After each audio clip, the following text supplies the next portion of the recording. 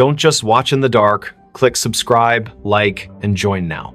Before we begin, tell me, where are you listening from and what time is it there? The Book That Called Me. The streets of Chicago were slick with rain, reflecting the dim orange glow of streetlights like shattered mirrors. It was 5 in the morning, and the city seemed to hold its breath under a heavy sky streaked with gray clouds. The storm had rolled in from Lake Michigan without warning, drenching everything in sight. Victoria Evans stood on the corner of Wabash Avenue, clutching her coat tighter around herself as she waited for the traffic light to change. She hated mornings like this, cold, wet, and eerily quiet, but her job at the library demanded punctuality. Victoria worked at Harold Washington Library Center, a towering structure that loomed over South State Street like some ancient sentinel. The building's glass facade shimmered faintly in the pre-dawn gloom, catching the occasional flash of lightning that lit up the horizon.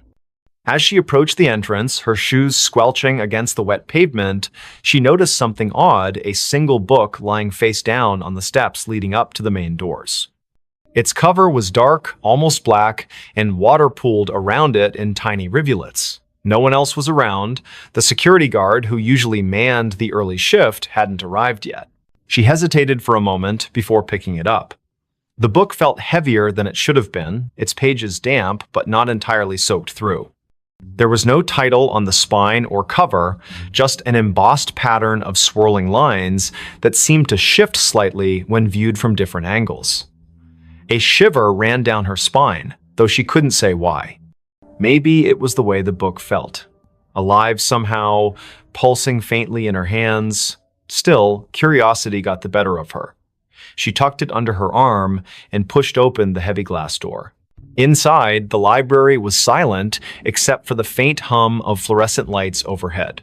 Rows upon rows of shelves stretched out into shadowy corners, their contents neatly organized, yet somehow foreboding in the dim light. Victoria made her way to the circulation desk near the center of the atrium, setting the book down carefully, as if afraid it might bite. Her fingers lingered on the cover for a second longer than necessary before she pulled them away abruptly. Something about it unsettled her deeply, though she couldn't put her finger on what exactly it was. Her co-worker, Daniel Harris, arrived shortly after, yawning loudly as he shuffled toward the desk. He was tall and lanky, with messy brown hair that stuck out in all directions despite his best efforts to tame it. "Morning, Vic," he muttered, glancing briefly at the book before shrugging. "What's this?" "I found it outside," Victoria replied, keeping her voice low so as not to disturb the stillness. "It doesn't have a title or anything." Daniel raised an eyebrow but didn't comment further. Instead, he reached out to touch the book, his hand hovering above it for a moment before making contact. His expression changed instantly from mild curiosity to outright alarm. "Whoa, this thing is freezing." Victoria nodded, though she hadn't thought much of the temperature earlier. Now that Daniel mentioned it, the air around the book did seem colder, almost unnaturally so. She watched as he flipped it open cautiously, revealing blank pages that looked yellowed with age despite being completely dry, or at least they appeared blank at first glance. When Daniel tilted the book slightly toward the light, faint words began to emerge, written in ink that shimmered like oil slicks. They weren't English or any language Victoria recognized, but the shapes twisted and writhed across the page as if trying to escape the confines of the paper. "This is messed up," Daniel whispered, snapping the book shut quickly. He glanced around nervously, as if expecting someone or something to appear from the shadows. "We should probably report this to management." But Victoria shook her head firmly. "Not yet. Let me look at it again." She wasn't sure why, but the book called to her in a way she couldn't explain. It wasn't just curiosity anymore, it was compulsion, a gnawing need to understand what lay within those shifting symbols. Reluctantly, Daniel handed it back to her, muttering something about coffee before disappearing into the staff lounge. Alone now, Victoria opened the book once more. This time, the sensation was stronger, the weight of unseen eyes watching her every move. The text seemed clearer too, forming jagged patterns that pulsed rhythmically, almost like a heartbeat. Without realizing it, she leaned closer, her nose nearly brushing the surface of the page. And then she heard it, a whisper, soft and insidious, threading itself into her thoughts. It wasn't audible in the traditional sense, more like a memory surfacing unbidden. The voice spoke in fragments, disjointed phrases that coalesced into meaning only when she focused hard enough. "Find me," it said. "Free me." Startled, Victoria slammed the book shut, her heart pounding wildly in her chest. Had Daniel heard it? Was she imagining things? She glanced toward the staff lounge, half expecting him to come running out, but there was no sign of him, just silence and the oppressive weight of the library closing in around her. For the rest of the day, Victoria tried to focus on her duties, shelving returned books and assisting patrons with research queries. But the presence of the mysterious volume weighed heavily on her mind. It sat on the edge of her desk, seemingly innocuous yet impossible to ignore.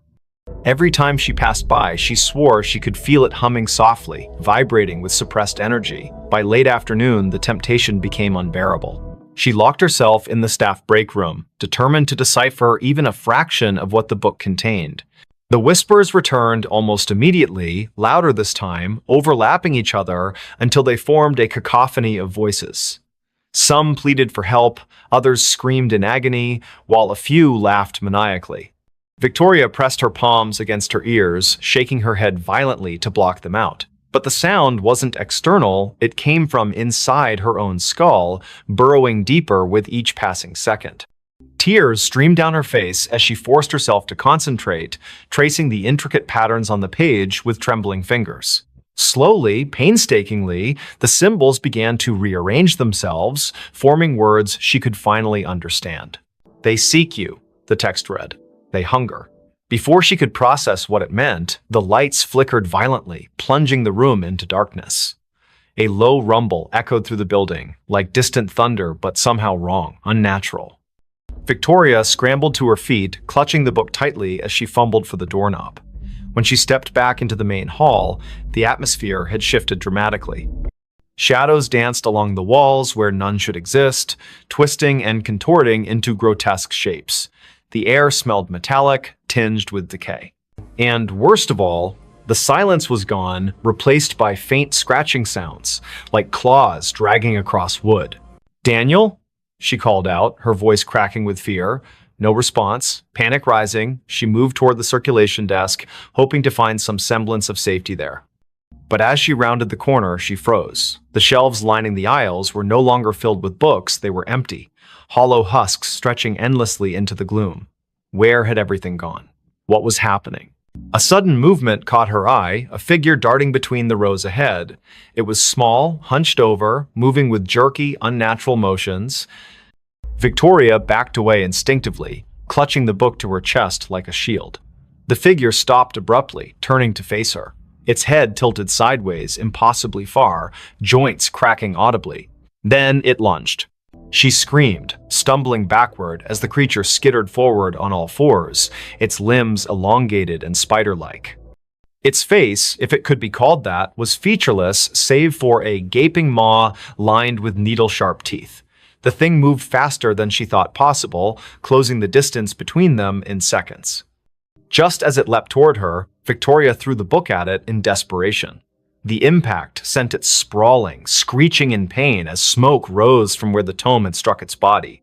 Seizing the opportunity, she bolted toward the exit.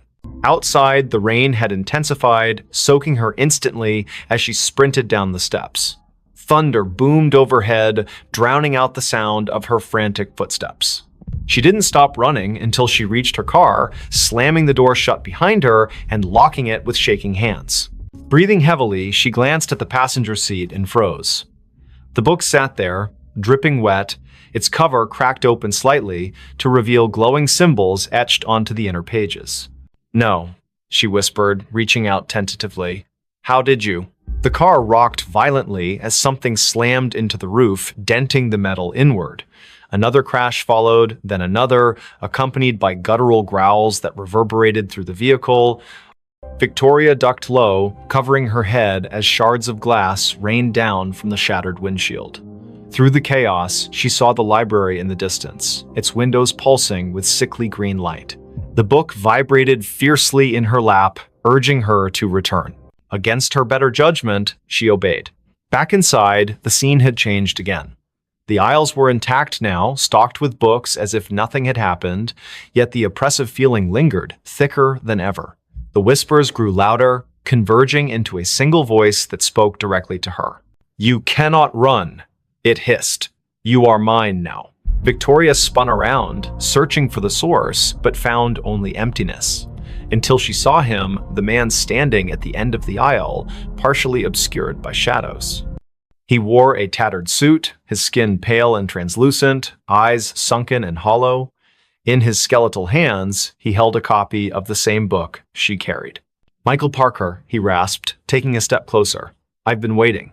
And then the world dissolved into darkness. When Victoria awoke, hours later, she was seated at the circulation desk. The library was empty, bathed in the golden light of dawn filtering through the windows. For a moment, she thought it had all been a nightmare. But when she looked down, the book lay open before her, its pages filled with fresh writing. "They will come for you next." Slender Man stalked my family. It was a summer evening in the small town of Willow Creek, nestled deep within the dense forests of Maine. The sun had dipped below the horizon, casting long shadows across the landscape and painting the sky with hues of orange and purple. At 8:30 p.m., the air was cool but humid, carrying with it the earthy scent of pine trees and damp soil. Inside their modest home on Maple Lane, the Thompson family, Michael, his wife Emily, and their two children, 8-year-old Jake and 5-year-old Lily, were settling in for the night. The house itself was unremarkable, a typical suburban dwelling with white walls, wooden floors, and large windows that offered a view of the sprawling forest behind their property. But tonight, those windows would become more than just glass pans. They would serve as portals to something far darker, lurking beyond the tree line. Little did the Thompsons know, their peaceful evening was about to take a terrifying turn. As Michael sat at the kitchen table grading papers from his job as a high school teacher, Emily busied herself washing dishes in the sink. Jake and Lily played quietly in the living room, giggling as they built a tower out of blocks. The atmosphere was calm, almost serene, until Jake suddenly froze mid-laugh. His wide eyes stared intently toward the window beside him, his little hands clutching the block tightly. "Mom? Dad?" He called out hesitantly, his voice trembling slightly. Is someone outside?" Emily turned around quickly, her heart skipping a beat as she followed her son's gaze. At first glance, nothing seemed amiss. The trees swayed gently in the breeze, and the only sounds were the chirping crickets and rustling leaves. But then, faintly etched against the fading light of dusk, stood a figure. Tall, impossibly so, with limbs that stretched unnaturally long and thin. Its face was obscured by darkness, but its presence radiated an undeniable menace. Emily gasped, dropping the dish she held, which shattered noisily on the floor. "Who's there?" Michael demanded, rushing into the living room. He grabbed the flashlight resting near the door, flicking it on instinctively. The beam of light illuminated the yard, revealing nothing but empty space where the figure had been moments before. Yet, despite its disappearance, the sense of unease remained palpable, hanging heavy in the air like a storm cloud ready to unleash chaos. Jake clung to Emily's leg, tears streaming down his cheeks as he whispered, "He was watching us." He looked right at me. Lily, too young to fully grasp what was happening, simply hugged her brother tightly, her own fear mirroring his. Michael scanned the perimeter through the windows again, his jaw clenched tightly. "Stay inside," he instructed firmly. "I'll check around the house." Grabbing a baseball bat from the garage, Michael ventured cautiously into the backyard. The moon had risen higher now, bathing the area in silvery light. Every shadow appeared sinister, every movement suspicious. As he rounded the corner of the house, his breath caught in his throat. There, standing motionless beneath the towering oak tree, was the figure once again. It made no sound, no gesture, just stood there, its elongated arms hanging limply at its sides, staring directly at him. Michael stumbled backward, nearly dropping the bat as panic surged through his veins. "What do you want?" he shouted, his voice shaking despite his efforts to sound brave. The figure didn't respond, nor did it move closer. Instead, it tilted its head slightly, an action so unnatural it sent shivers down Michael's spine. Without waiting for another moment, he sprinted back inside, slamming the door shut behind him and locking it securely. Inside, the family huddled together in the living room, hearts pounding wildly. "We need to call the police," Emily suggested, reaching for her phone. But when she dialed, the line was dead, no signal, no connection. Panic began to spread like wildfire among them. "Try the landline," Michael urged, already moving furniture to barricade the front door. Emily did as instructed, but the result was the same haunting dial tone greeted her instead of a live operator. Hours passed, each one feeling like an eternity. The family took turns peering out the windows, searching for any sign of the mysterious figure. Occasionally, they caught glimpses of movement, always fleeting, always just enough to keep them on edge. By midnight, exhaustion started to set in, but sleep was impossible. The tension in the air was suffocating, pressing down on them with relentless intensity. Around 2:00 a.m., Lily woke up crying, claiming she saw the figure staring at her through her bedroom window. Emily rushed to comfort her, bundling her into her arms and bringing her downstairs to join the rest of the family. Together, they formed a tight circle, drawing strength from one another's presence. Michael lit candles, hoping the warm glow might provide some semblance of comfort, though deep down, none of them believed it could truly ward off whatever evil prowled outside. Just after dawn broke, casting golden rays of sunlight across the landscape, the figure finally disappeared. Whether it retreated due to the approaching day or merely chose to vanish, none of the Thompsons knew. What they did know was that their lives had changed irrevocably. That night marked the beginning of a series of unsettling events, strange noises in the attic, missing items appearing in odd places, and eerie whispers echoing through the halls when no one else was present. Days turned into weeks, and the phenomenon persisted. Desperate for answers, the Thompsons sought help from local authorities, paranormal investigators, and even religious leaders. Some dismissed their claims as mere imagination or stress-induced hallucinations, while others listened intently, recognizing patterns similar to cases documented throughout history involving entities known colloquially as Slender Man. Despite their skepticism, all agreed on one thing: the family needed to leave Willow Creek immediately. Reluctantly, the Thompsons packed up their belongings and moved to a new town hundreds of miles away. They hoped distance would sever the connection between them and the entity that haunted their former home. For a time, peace returned to their lives. Jake and Lily adjusted to their new surroundings, making friends and finding joy in everyday activities. Michael resumed teaching, while Emily found solace in volunteer work at a community center. But the respite was short-lived.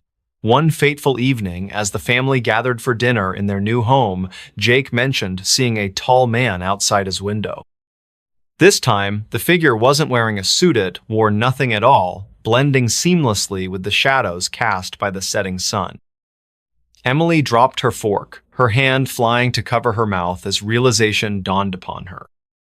No matter how far they ran, no matter how hard they tried to escape, the entity continued to stalk them, drawn inexorably to their family by forces neither science nor religion could explain. Years later, the Thompsons still carry the burden of that encounter. They speak sparingly about it, choosing instead to focus on building a life free from fear. Yet, every now and then, during quiet nights when the world seems most still, Michael glances nervously out the window, searching for signs of movement among the trees. And though he tells himself repeatedly that it's over, deep down, he can't help but wonder if the Slender Man is still out there watching, waiting, planning his next move. Next story. The Unsolved Case of Room 606. The Hotel Room That Never Existed. I never thought I'd be sitting here telling you this story. It's not something anyone would believe if they hadn't experienced it themselves. But the truth is, some things in life are too strange to ignore. and room 606 was one of them. Let me start from the beginning. It all began with a phone call late one night, a voice on the other end that sounded like someone trying desperately to warn me about something I couldn't yet understand. "Don't go there," it whispered before disconnecting abruptly. At first, I dismissed it as a prank or just another sleepless night getting the better of me. But then, the emails started coming. Anonymous messages filled with cryptic warnings. "Room 606 doesn't exist, but it will find you." The more I tried to ignore them, the louder they became. And eventually, curiosity got the better of me. You see, I'm a journalist by trade, and stories like these are my bread and butter. Urban legends, unsolved mysteries, they're what keep me up at night, both figuratively and literally. So when I stumbled across an article online about a hotel called the Grand Elysian, nestled deep in the heart of a small town no one had ever heard of, I knew I had to investigate further. According to local lore, the Grand Elysian wasn't just any ordinary hotel, it was infamous for its mysterious past. Guests reported hearing whispers through the walls, feeling cold spots where none should exist, and even seeing shadows moving in places they shouldn't. But what intrigued me most was the legend surrounding room 606. Some said it didn't exist at all, that it had been sealed off decades ago after a series of disappearances left investigators baffled. Others claimed it still existed, hidden away behind locked doors, waiting for those foolish enough to seek it out. And so, armed with nothing but my notebook, a flashlight, and a healthy dose of skepticism, I booked myself a room at the Grand Elysian. Little did I know how much that decision would change my life forever. When I arrived, the hotel looked every bit as eerie as the stories suggested. Its towering facade loomed over the street, its windows dark, except for a few scattered lights flickering faintly in the distance. The air smelled faintly of mildew and old wood, and the heavy oak doors creaked ominously as I pushed them open. A bell rang somewhere inside, echoing down the long corridors beyond. At the front desk sat an elderly man whose eyes seemed to pierce right through me. He introduced himself simply as Mr. Grayson, though his name tag bore no such title. His fingers trembled slightly as he handed me my keycard, and his voice carried a weight that made me feel uneasy. "You're staying in room 412, he said without looking up. "Fourth floor. Elevators around the corner." I nodded, thanking him politely, though his demeanor left me unsettled. As I turned to leave, I noticed a peculiar gap between two panels on the wall behind him. For a moment, I thought I saw a momentous shadow darting into the darkness, but when I blinked, it was gone. The elevator ride up felt longer than it should have. Each ding announcing our arrival at a new floor sent shivers down my spine. By the time I reached the fourth floor, the hallway stretched out before me like a labyrinth, its carpet worn thin and stained in places. The lighting flickered erratically, casting odd shapes against the peeling wallpaper. Somewhere in the distance, I could hear faint footsteps, though I was clearly alone. My room was exactly as described. Sparse furnishings, outdated decor, and a window offering a view of nothing but brick walls. Yet despite its unremarkable appearance, something about the space made me uncomfortable. The silence pressed heavily on my ears, and I swore I could feel eyes watching me from outside. That evening, I decided to explore the hotel further. After all, I hadn't come here just to sit in my room. Armed with my notebook, I wandered aimlessly through the corridors, taking note of their peculiarities. Hallways twisted and turned in ways that defied logic, leading me back to places I'd already been. Doors appeared where none had existed moments before, only to vanish again once I approached. It was maddening and utterly fascinating. Then came the whispers. At first, I thought they were coming from within my own mind, echoes of paranoia brought on by the oppressive atmosphere. But soon, I realized they weren't imagined. They were real soft murmurs drifting through the vents, voices speaking languages I couldn't recognize. My heart raced as I followed the sound, drawn deeper into the bowels of the building. And then, I found it. Room 606. The door stood at the end of a particularly narrow corridor, its number etched into the metal frame in faded gold letters. It looked out of place among the other rooms, almost as though it didn't belong. Yet there it was, staring back at me like a silent sentinel guarding secrets best left buried. For a moment, I hesitated. Every instinct screamed at me to turn back, to walk away while I still could. But curiosity, or perhaps fate, compelled me forward. With trembling hands, I reached for the doorknob, turning it slowly. The lock clicked open with a sound that echoed unnaturally loud in the empty hall. Inside, the world shifted. Room 606 defied explanation. The walls seemed to breathe, expanding and contracting as though alive. Shadows danced across the floor in patterns that made no sense, and the furniture appeared to rearrange itself whenever I glanced away. Objects from different eras cluttered the space, a rotary phone sitting next to a modern laptop, antique vases standing beside plastic cups. Time itself felt distorted here, stretching and compressing until I couldn't tell whether minutes or hours had passed. But worst of all were the faces. In the mirrors lining the walls, reflections stared back at men o' my own, but those of strangers, men, women, children, all frozen in expressions of terror. Their lips moved silently, forming words I couldn't quite catch. And then, slowly, they began to speak. "Help us." Their voices overlapped, creating a cacophony of pleas and warnings. My head throbbed painfully as I backed away, desperate to escape, but the door was gone. Where it had once stood now lay only a blank wall, smooth and impenetrable. Panic set in as I realized I was trapped. Hours or maybe days passed in that room, or perhaps no time at all. I lost count, unable to distinguish reality from nightmare. The whispers grew louder, more insistent, until they consumed everything.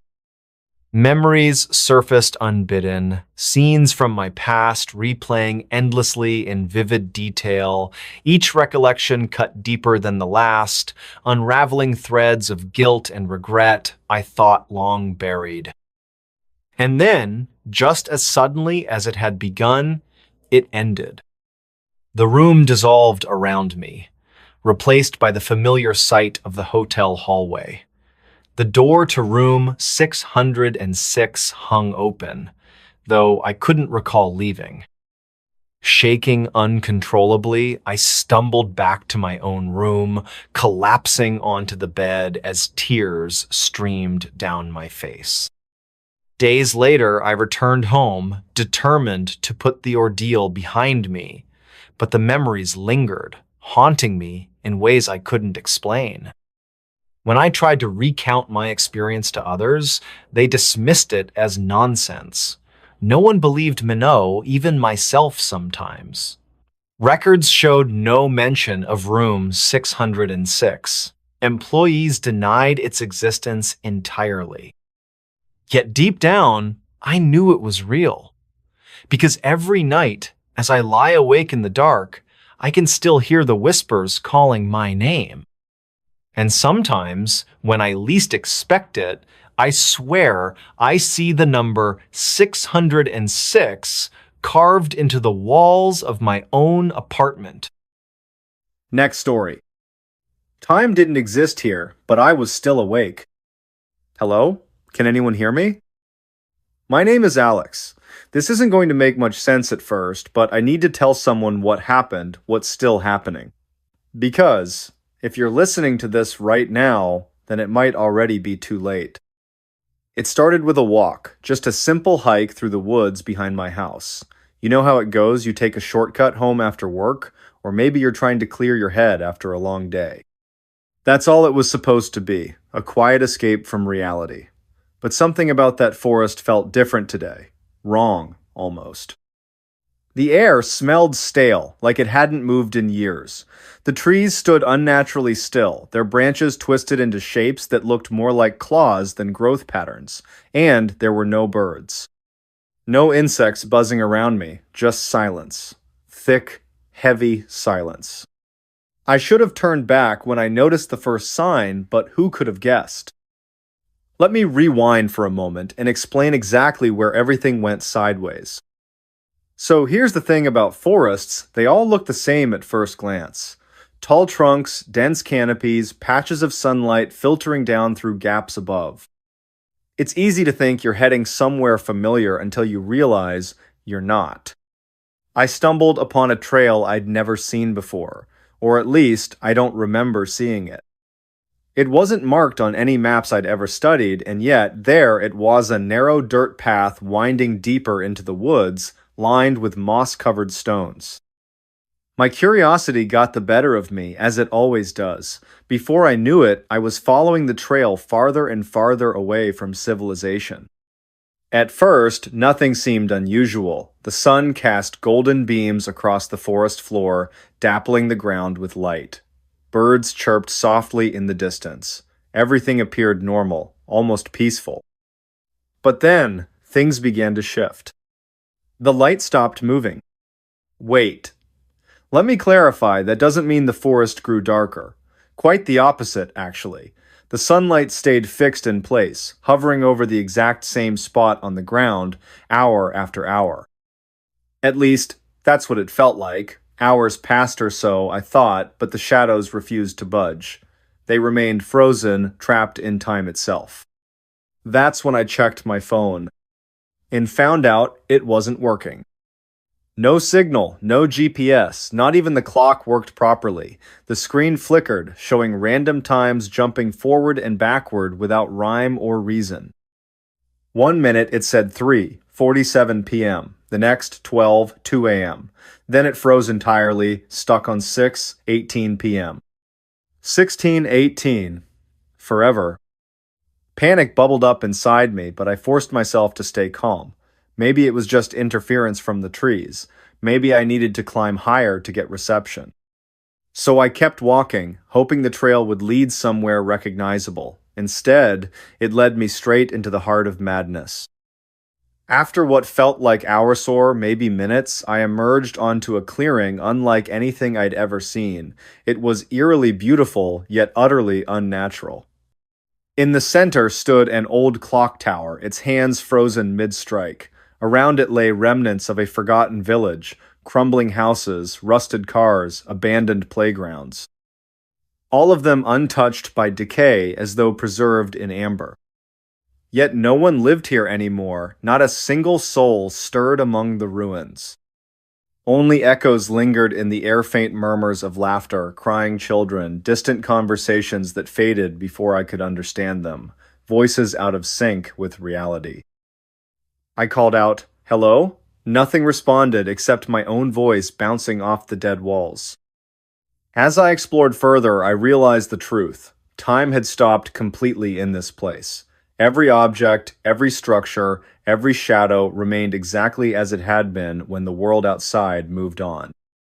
Watches hung from wrists, their hands locked forever at odd angles. Pendulums swung endlessly within broken clocks, never completing their arcs. Even the clouds above appeared suspended mid-drift, their edges sharp and unmoving. And yet, I could move, I could breathe, I could think. How was that possible? That question haunted me as I wandered aimlessly through the ghost town. Why was I unaffected while everything else stood still? What made me special, or was I cursed? It didn't take long for the horrors to reveal themselves. At first, they were subtle, almost imperceptible, a glimpse of movement in the corner of my eye, a fleeting shadow darting between buildings. When I turned to investigate, nothing was there. Just empty streets and lifeless windows staring back at me. But then came the voices. Whispered fragments of sentences drifted toward me, overlapping and twisting into gibberish. Help. Please. You shouldn't be here. Each word sent chills down my spine, though none of them sounded human. More like echoes from another dimension, distorted beyond comprehension. Then came the figures. They weren't Pioplinot exactly. They were silhouettes etched into the fabric of reality, standing motionless in doorways, leaning against lampposts, crouching beneath staircases. Their forms shifted whenever I tried to focus on them, blurring into indistinct blobs of darkness, yet somehow I knew they were watching me. Watching and waiting. One nighter, what I assumed was night, I saw something truly terrifying. A man sat on a park bench near the fountain, his posture stiff and unnatural. His face was hidden beneath the brim of a wide hat, but his eyes gleamed with an otherworldly light. He stared straight at me, unmoving, unblinking. As I approached, he tilted his head slightly, revealing a mouth full of jagged teeth. Before I could scream, he vanished. Or maybe he didn't vanish. Maybe he simply became part of the background, blending seamlessly into the frozen tableau surrounding me. Either way, I couldn't shake the feeling that he and whatever else lurked here wasn't real. Not in the way I understood reality anyway. Days turned into weeks, or perhaps months. Without a functioning clock, it was impossible to tell. Time lost all meaning in this place. Hunger and thirst ceased to bother me. Sleep became unnecessary. My body adapted, or rather, it deteriorated. Slowly but surely, I began to lose pieces of myself. Memories faded. Faces blurred. Emotions dulled. The only constant was the creeping sensation of being watched. Always watched. Desperation drove me to try escaping over and over again. I retraced my steps along the trail that brought me here, only to find it looping back onto itself. Doors opened into brick walls. Windows showed reflections of places I'd never been. Maps crumbled to dust in my hands. Compasses spun wildly, refusing to point north. Eventually, I gave up trying to leave. There was nowhere to go, no one to save me. That's when the hallucinations started. At first, they were mild just flashes of color or strange smells wafting through the air. Then came the sounds. Footsteps trailing behind me, doors creaking open, whispers growing louder in my ear. Finally, the visions arrived. People materialized out of thin air, reaching for me with clawed hands. Buildings twisted and warped, melting into grotesque caricatures of themselves. Trees sprouted faces, grinning malevolently as I passed. Was I losing my mind, or was this place feeding off my fears, manifesting them into tangible nightmares? One day, or maybe it was the same day, repeating endlessly, I stumbled upon a journal tucked inside a dusty bookshelf in one of the abandoned houses. Its pages were yellowed and brittle, filled with frantic scribbles detailing experiences identical to mine. The writer described finding the forest, entering the village, realizing they were trapped. Over time, their entries grew shorter, more desperate, until finally, "It knows I'm here." Those words echoed in my mind long after I closed the journal. Or, what was it? And why did it want us here? The answer hit me later, during another endless loop through the village. While examining the clock tower more closely, I noticed something I hadn't seen before: carvings etched into the stone base. Symbols resembling ancient runes spiraled upward, forming intricate patterns that pulsed faintly with an inner glow. As I touched them, visions flooded my mind.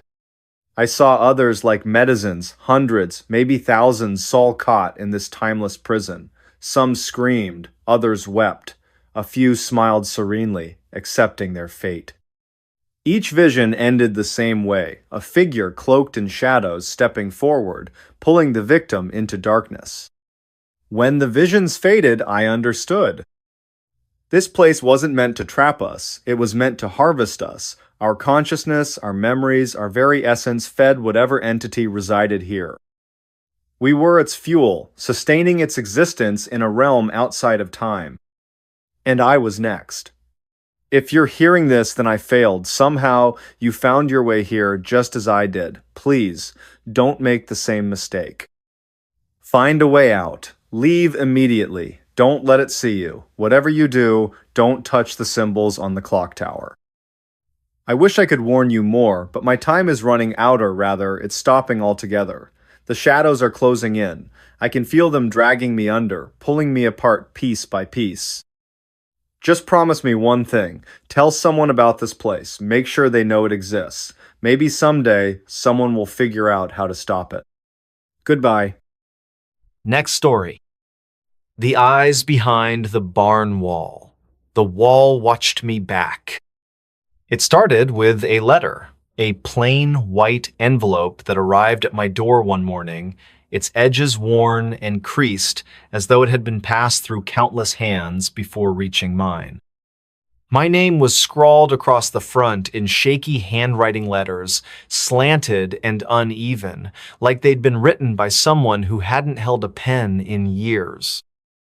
Inside was even stranger. No greeting, no explanation, just a single sentence typed on yellowed paper.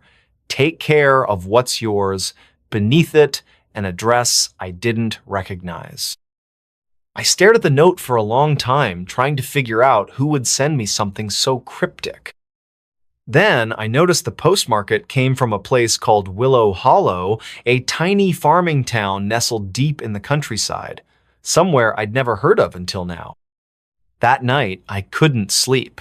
Every time I closed my eyes, I saw those words again. Take care of what's yours. It felt personal, urgent even. By sunrise, curiosity, or maybe something darker, had won. I packed a bag, grabbed the keys to my car, and set off toward Willow Hollow. The drive took hours. The roads grew narrower the farther I went, twisting through dense forests and rolling fields dotted with cattle grazing lazily under the pale autumn sun. When I finally reached the address on the letter, I found myself staring at a crumbling farmhouse surrounded by overgrown weeds. The paint was peeling, windows cracked, and vines snaked their way up the sides of the house like veins spreading beneath skin. But it wasn't the house that caught my attention first. Off to the side, partially hidden behind tall grasses, stood the barn. An old red structure, faded but still standing tall against the weight of decades. There was something about it, something unsettling. Even from a distance, it seemed unnaturally quiet, as if everything around it had fallen silent just to let me notice it. As I approached, the air grew colder. Not the kind of chill you get from walking into shade, but deeper, heavier, like stepping into a memory you'd rather forget. The barn doors creaked open as I pushed them, revealing rows of dusty tools hanging crookedly on the walls, bales of hay stacked haphazardly in corners, and cobwebs strung between every beam. Everything smelled musty like damp wood and decay. For a moment, I hesitated. Something about this place made my stomach twist, not fear exactly, but unease, a nagging feeling that I shouldn't be here. But then I remembered the letter. Whatever this was, it belonged to me now, and so I stepped inside. At first, nothing seemed unusual, just another abandoned barn, left to rot while the rest of the world moved on. But as I wandered further, inspecting each corner, I began to notice things. Small details that should have been ordinary, but weren't. Like how the animals avoided certain areas. Outside, birds chirped and squirrels darted among the trees, but near the barn, they vanished. Even flies stayed away, leaving patches of dead silence scattered throughout the interior, or how some of the tools looked almost wrong. Rust formed faster on certain pieces, eating away at metal until it crumbled beneath your touch.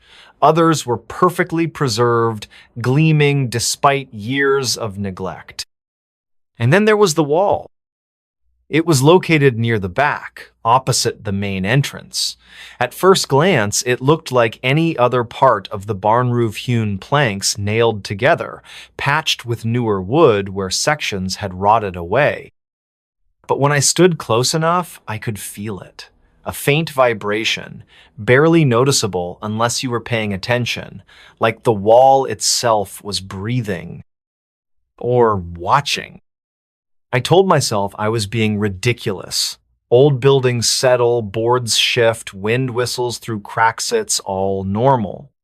Still, I couldn't shake the sensation that something was waiting behind that wall, watching me, waiting for me to turn around. Locals warned me about places like this. In the few days I spent exploring the property, I met several townsfolk who stopped by to introduce themselves or offer advice. Most spoke in hushed tones, glancing nervously at the barn whenever they mentioned it. "That barn was never right," said Mrs. Hargrove, a wiry woman with sharp eyes and a permanent frown. "People used to say strange things happened out there. Animals going missing, tools disappearing overnight. Best leave it alone if you ask me." Another man, Mr. Finch, nodded solemnly when I asked about the property. "I'd board it up if I were you," he muttered, avoiding eye contact. "Some places aren't meant to be fixed." Their warnings only fueled my curiosity.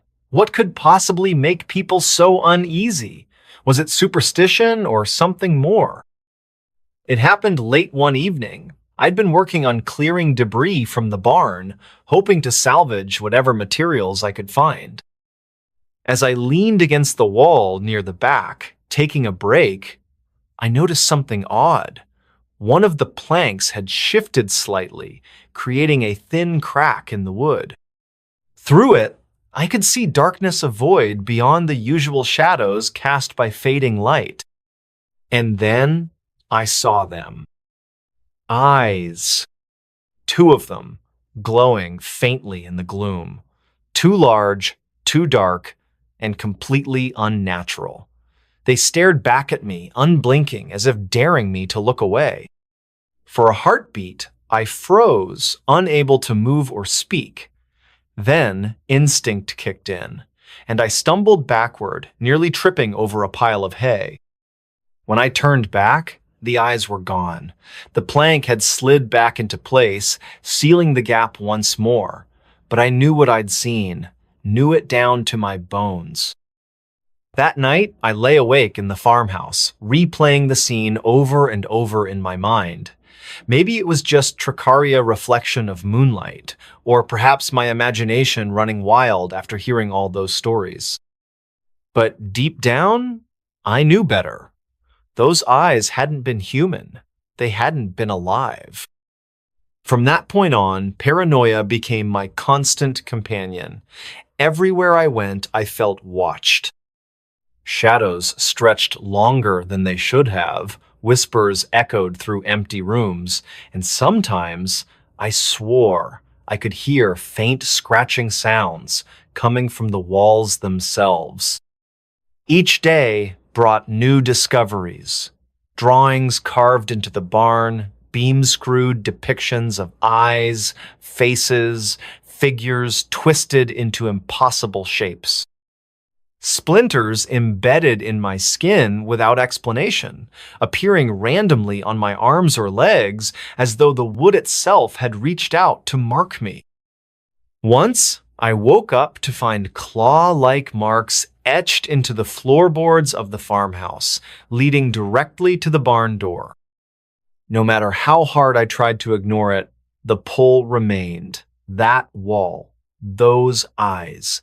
They haunted me, calling me back like a siren song luring sailors to their doom. Eventually, I gave in. Armed with a crowbar, I returned to the barn determined to uncover the truth. If something was hiding behind that wall, I needed to face it head on. With trembling hands, I pried loose the plank where I'd seen the eyes. Wood splintered and groaned as it came free, revealing a narrow opening. Nothing, just darkness. No eyes this time, no movement, no sound.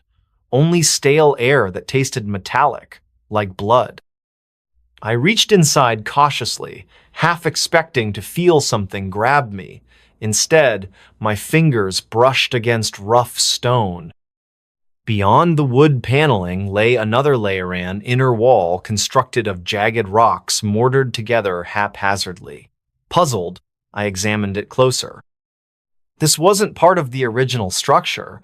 It had been added later, deliberately concealing whatever lay beyond. Determined to dig deeper, I worked tirelessly, removing plank after plank until the entire section of the wall was exposed. Layer upon layer revealed itself, each one older and more decrepit than the last. Modern wood gave way to ancient timber, which in turn led to stone, then dirt, then something else.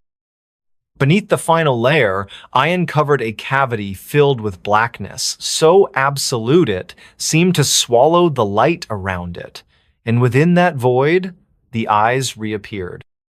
Larger now, closer, pressing against the barrier as though testing its strength.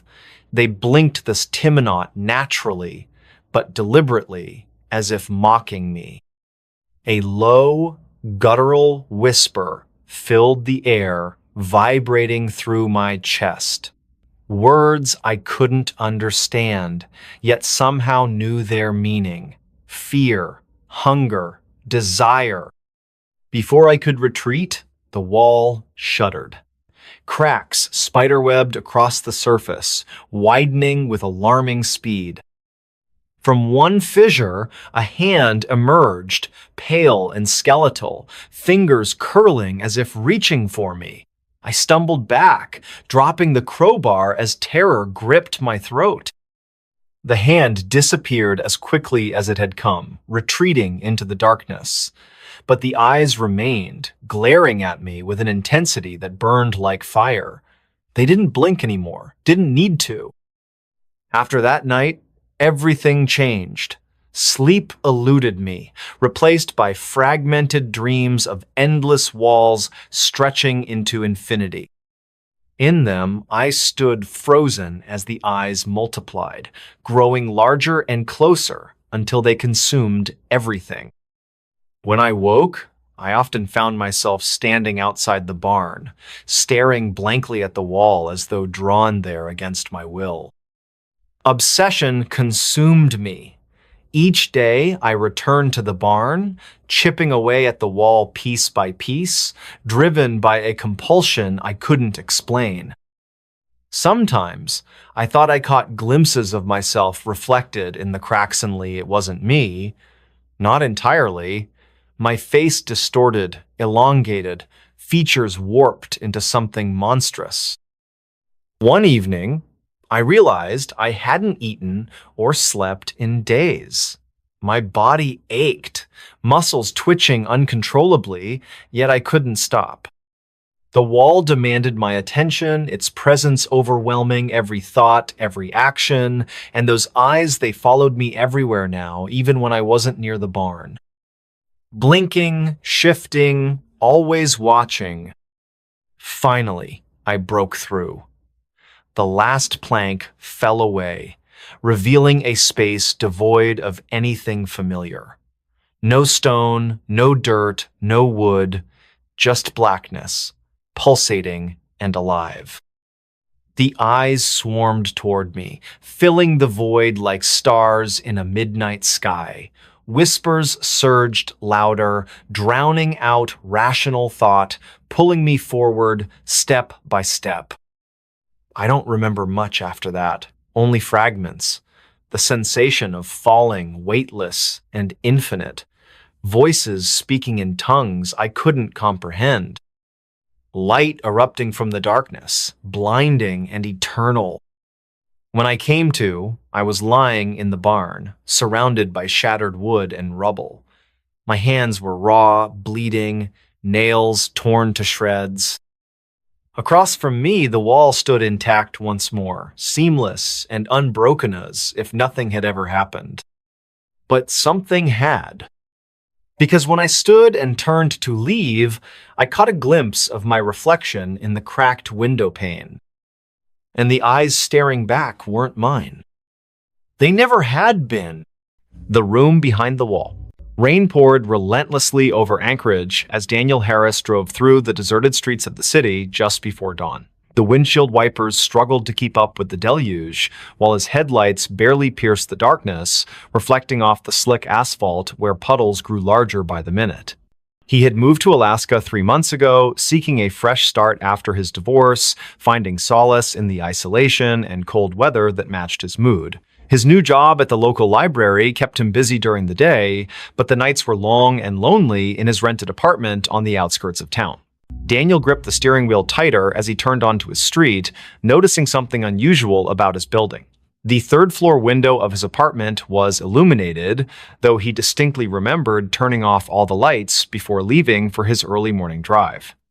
A chill ran down his spine that had nothing to do with the Alaskan spring air seeping through the car's vents. He parked and sat for a moment, watching the rain streak down his windshield while debating whether to call the police or investigate himself. The rational part of his mind told him it was probably just a blown fuse or faulty wiring, but something about the yellow glow emanating from behind the curtains felt wrong. As he stepped out of the car, the cold rain immediately soaked through his jacket, and he could feel the water pooling in his shoes. The street was eerily silent except for the sound of rain hitting every available surface. No other cars passed by, no neighbors peeked out their windows. It was as if the entire neighborhood had been abandoned except for him and whatever waited inside his apartment. Reaching his door, he hesitated before inserting the key. The lock turned smoothly, too smoothly, as if someone had recently oiled it. Pushing the door open slowly, he called out, "Hello?" Though his voice barely rose above a whisper. The hallway light was on, which he definitely hadn't left that way. His heart pounded in his chest as he stepped inside, closing the door behind him with a soft click. The apartment seemed undisturbed at first glance. His coat still hung on the rack, his shoes remained neatly by the entrance, but something felt fundamentally different about the space. As he moved further into the living room, he noticed small details that sent warning signals through his mind.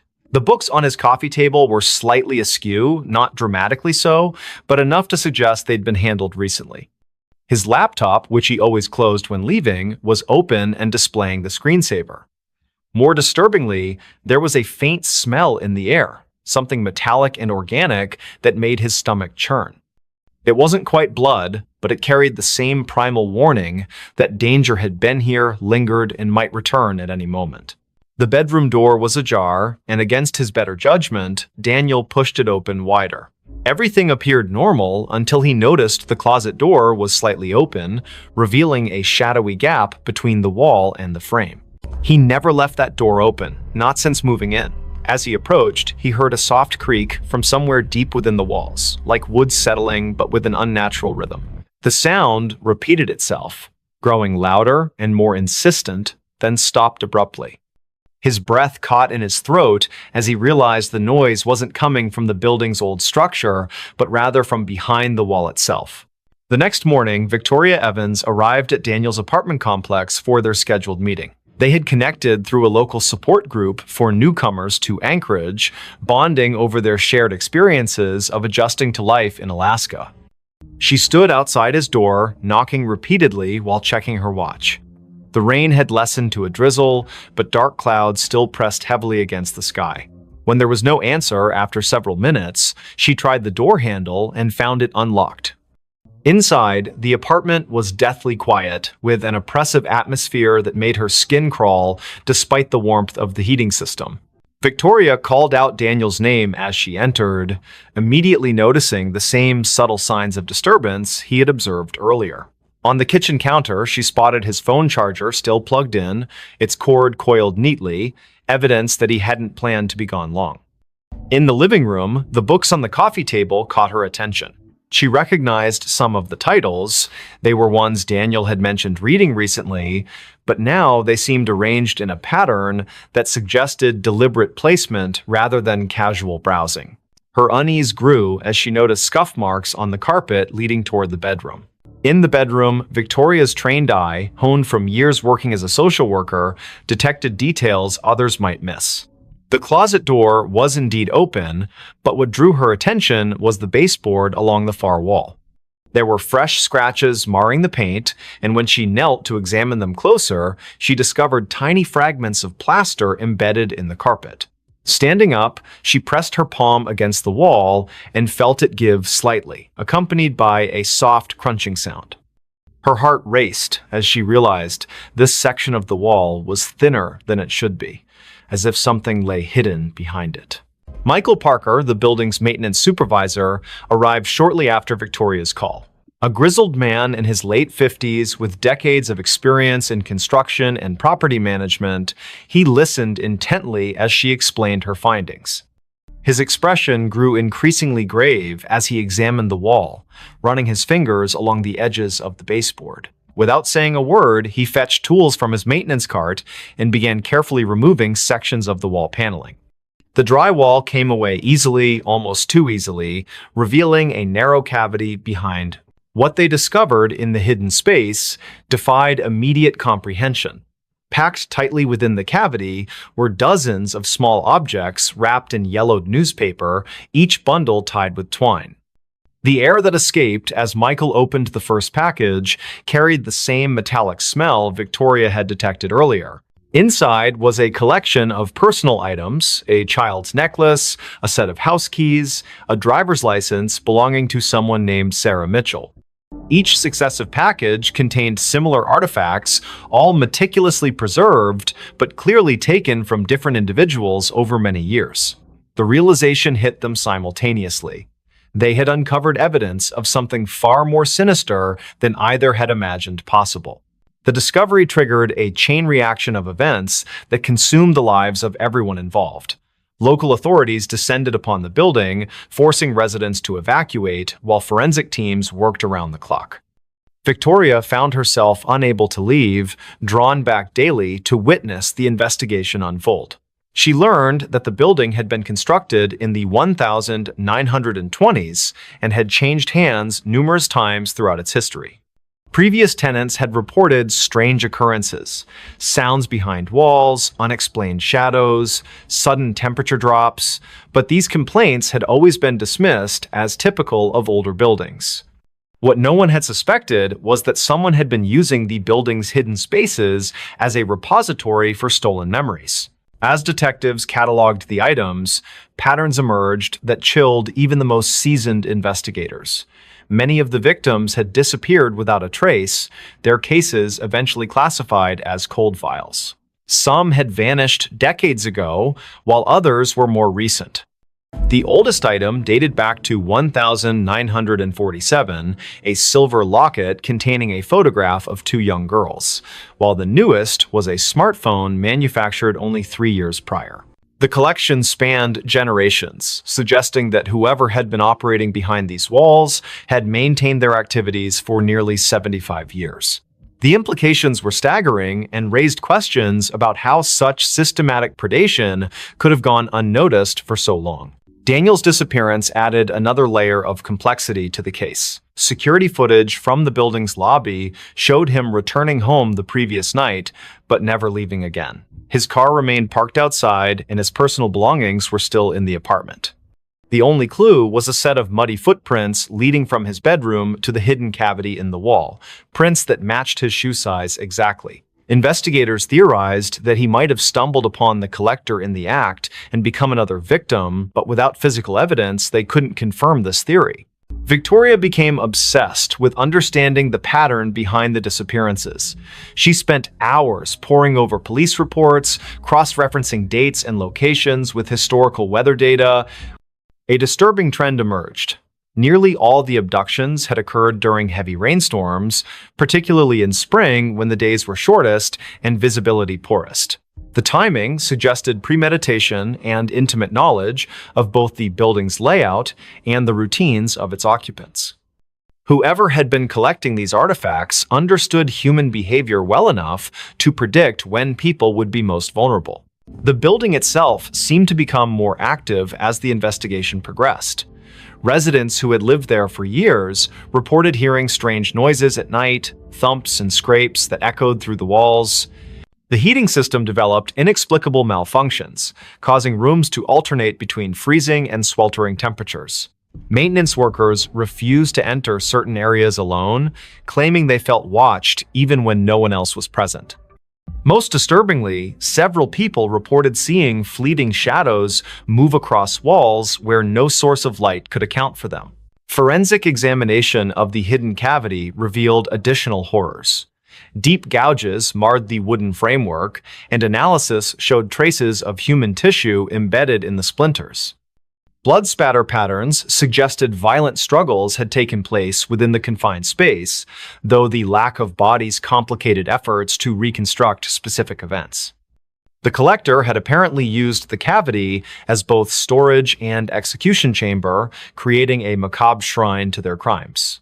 Experts noted that the care taken in preserving each artifact spoke to a deep psychological pathology, possibly rooted in trauma or obsession. Detectives identified a potential suspect through painstaking research into the building's ownership history. A man named Edgar Thompson had purchased the property in 1946 and managed it until his death in 1982. Records showed he had lived in the very apartment where Daniel had resided, and multiple former tenants recalled rumors about strange noises emanating from his unit. However, Thompson's involvement raised more questions than answers, given that items continued to appear in the cavity long after his passing. This suggested either complicity from subsequent owners or that someone else had taken up his dark legacy. Victoria's investigation took a personal turn when she discovered her own grandmother's name among the list of missing persons. Margaret Evans had vanished in 1963 while visiting Anchorage, leaving behind only a hotel receipt and unanswered questions. The revelation shook Victoria to her core, transforming her professional interest into something far more visceral. She found herself spending nights in the vacant building, sitting in the empty apartment, and listening to the walls breathe with secrets that refused to remain buried. Spring gave way to summer, but the rain continued to fall in Anchorage, as if nature itself mourned the atrocities uncovered in the old building. The investigation expanded beyond municipal boundaries as connections emerged between missing persons cases across Alaska. Detectives identified a network of similar hidden spaces in other buildings throughout the state, each containing its own collection of stolen lives. The scale of the operation suggested coordination among multiple individuals, raising the possibility that what had begun as one man's obsession had evolved into something far more organized and dangerous. One night, while Victoria sat alone in the apartment, she heard a sound that froze her blood.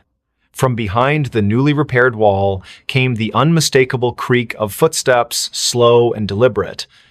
She grabbed her phone to call for help, but found no signal in the suddenly dead zone of the building. The footsteps grew closer, accompanied by the soft rustle of fabric brushing against wood. Then came a voice, barely audible but unmistakably human, whispering words that made her skin crawl. "You shouldn't have looked. You shouldn't have seen." The voice sounded ancient, yet familiar, carrying echoes of countless voices absorbed over decades. The police response team arrived 20 minutes later, bursting into the apartment with weapons drawn. They found Victoria unconscious on the floor, her phone shattered beside her. Paramedics determined she had suffered a severe panic attack but would recover. Yet when they examined the wall where she claimed to have heard the voice, they discovered something that defied explanation. Fresh scratches marred the newly installed drywall, forming words that spelled out a single chilling message: "Not done yet."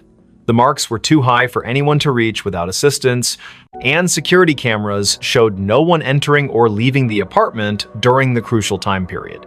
As weeks turned into months, the case remained unsolved despite mounting evidence.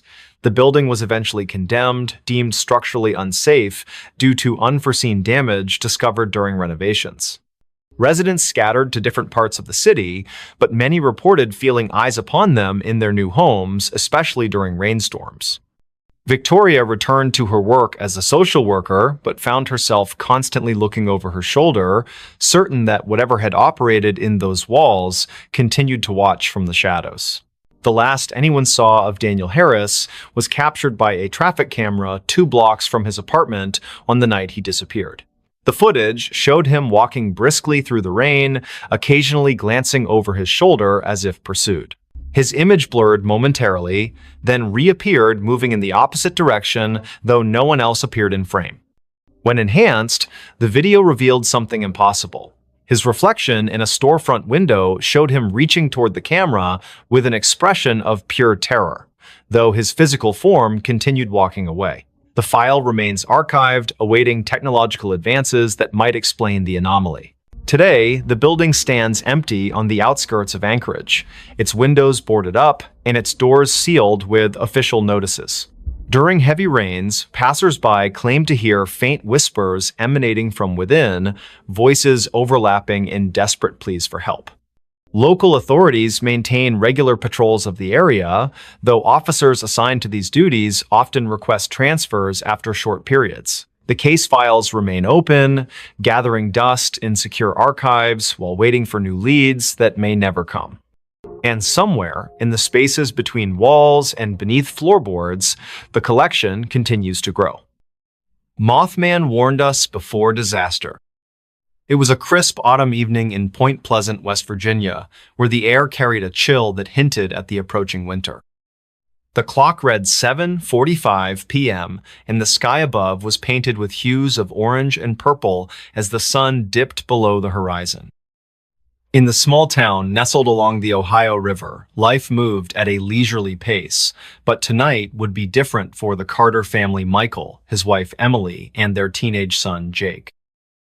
Little did they know, an encounter with something extraordinary was about to change their lives forever. The Carter family had gathered in their living room after dinner, settling in for a quiet evening together. Michael sat on the couch reading a newspaper while Emily worked on a knitting project nearby. Jake, engrossed in a video game, occasionally paused to comment on the news stories his father shared aloud. The atmosphere was calm, almost serene, until a sudden gust of wind rattled the windows, startling them all. "What was that?" Emily asked, glancing toward the window. She rose from her seat and approached it cautiously, peering outside into the gathering darkness. Beyond the yard stretched a dense forest, its towering trees swaying gently in the breeze. At first glance, nothing seemed amiss. But then, out of the corner of her eye, she caught a flash of something large and winged soaring silently through the trees. Her breath hitched and she turned back to her family, her voice trembling slightly. "Did you see that?" Michael set down his newspaper, curiosity piqued. He joined Emily at the window, squinting into the distance. For a moment, there was nothing but the rustling leaves and chirping crickets. Then, without warning, the creature reappeared, a massive figure with wings spanning at least 10 feet, its glowing red eyes piercing through the shadows like twin beacons. It hovered briefly before disappearing into the depths of the forest, leaving behind an unsettling silence. Jake dropped his controller, rushing over to join his parents at the window. "What was that thing?" he whispered, his voice filled with awe and fear. Michael shook his head, unable to offer an explanation. None of them had ever seen anything like it before. As they stood there, trying to process what they'd witnessed, a strange sensation settled over them, a feeling of being watched, as though unseen eyes lingered just beyond the tree line. Later that night, as the family prepared for bed, the memory of the winged creature continued to haunt them. Unable to shake the unease, Michael decided to do some research. He retrieved an old encyclopedia from the bookshelf and flipped through the pages, searching for any mention of similar sightings. To his surprise, he discovered references to a legendary entity known as the Mothman, mysterious creature said to have appeared in Point Pleasant during the late 1960s, coinciding with a series of bizarre events culminating in a tragic disaster.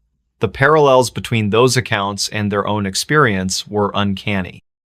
The next morning, the Carters discussed their findings over breakfast. They agreed that the Mothman's reappearance couldn't be ignored. It felt like a warning, a sign of impending danger. Determined to uncover more information, they visited the local library where they met Mr. Jenkins, an elderly librarian who had lived in Point Pleasant for decades. His eyes widened when they mentioned the Mothman, and he nodded knowingly. "Ah, yes," he said solemnly. Many people dismissed it as mere folklore back then, but those who paid attention knew better. The Mothman always appears before tragedy strikes. His words sent shivers down their spines, but they pressed him for details. Mr. Jenkins recounted stories of other sightings of people describing the same glowing red eyes, the same silent flight, and the same ominous presence. He also spoke of the Silver Bridge collapse in 1967, which claimed the lives of 46 people, occurring shortly after the last reported sighting of the Mothman. The connection was undeniable, and the Carters left the library with a heavy sense of foreboding.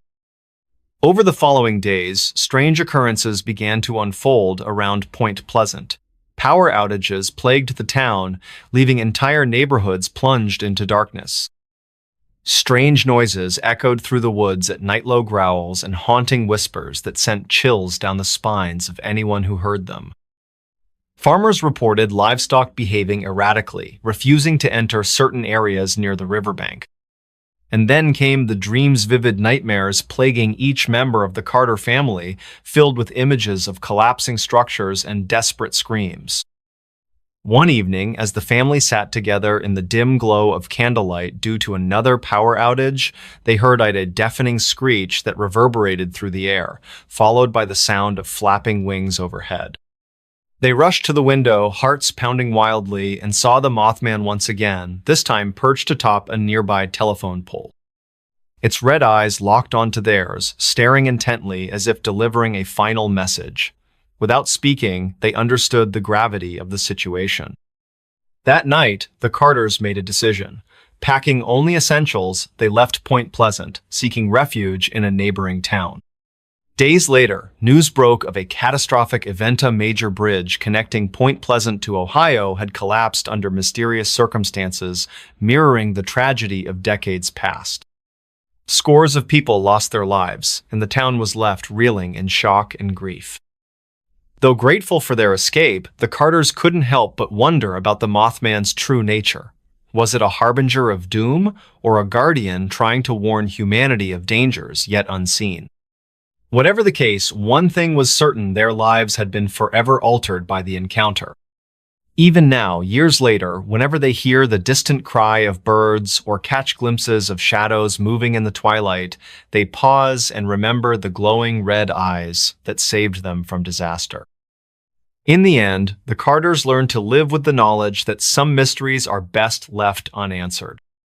Yet, deep down, they remain convinced that the Mothman is still out there watching, waiting, ready to deliver its warnings to those willing to listen. Next story. Where did the Willow Creek campers go? Tents found. No bodies. The forest was quiet when I arrived. Too quiet. The kind of silence that makes your skin crawl, like it's waiting for something to happen or someone to notice you're there. My name is Eleanor Carter, and I'm not a professional investigator. I don't wear trench coats or carry magnifying glasses, but I do have an insatiable curiosity about things most people would rather forget. And this case, this disappearance, had been gnawing at me since the day I first heard about it. It all started with a group of friends, 6 in total, who decided to spend their weekend camping in Willow Creek, a remote forest nestled deep within the Appalachian Mountains, known more for its isolation than anything else. It wasn't exactly a tourist hotspot, but it did attract adventurers looking for solitude. Or so they thought. Days after they vanished without a trace, rangers discovered their campsite intact, tents still standing, fireside embers glowing faintly as if someone had just walked away. There were no signs of struggle, no blood, no bodies, just eerie emptiness stretching out before us like an unsolvable puzzle. I joined the investigation not because I wanted answers, but because I needed them. For weeks, I pieced together fragments of information from locals, park rangers, and even some of the missing campers' families. What I uncovered chilled me to my core and left me questioning whether anyone should ever set foot in Willow Creek again. Willow Creek has always been shrouded in mystery. Even before the disappearances, stories whispered through the towns surrounding the forest spoke of strange lights flickering between the trees, voices calling names that weren't yours, and shadows moving where none should be. Some claimed it was cursed, others believed it housed spirits bound to the land by ancient rituals long forgotten. Whatever the truth, one thing was certain: Willow Creek didn't take kindly to visitors. The group of campers consisted of 4 men and 2 women, all in their late 20s. They were experienced outdoorsmen, well-prepared, and equipped with modern technology designed to keep them safe. Their plan was simple: hike into the heart of the forest, pitch their tents near a small clearing, and enjoy the tranquility of nature. Or so they thought. On the morning of their departure, a local ranger named Harold warned them against venturing too far into the woods. "You hear those stories," he said, pointing toward the dense canopy overhead. "People go in, but sometimes they don't come back." The campers laughed it off, dismissing his caution as folklore meant to scare tourists. Little did they know how right Harold would turn out to be. 5 days later, panic erupted when neither phone calls nor text messages reached the group. Concerned family members contacted the authorities, sparking a full-scale search operation. That's when the rangers found the campsiter, what remained of it. When I arrived at the scene, the air hung heavy with unease. Rangers had already cordoned off the area, marking boundaries with fluorescent tape that seemed almost garish against the somber backdrop of towering pines. As I stepped closer, the details began to sink in. 3 tents arranged neatly in a semicircle, a fire pit surrounded by charred logs, and supplies scattered haphazardly around the perimeter. Everything appeared untouched, as though time itself had frozen in place. But where were the campers? Why had they abandoned everything behind? No signs of struggle, Detective Markson muttered under his breath, crouching beside the remnants of the fire. His voice carried a note of frustration mixed with disbelief. No footprints leading away from the site. It's like they just disappeared. I knelt beside him, examining the ground closely. Sure enough, the soil bore no imprints beyond the immediate vicinity of the campsite. No scuffed boots, no dragged branches, nothing.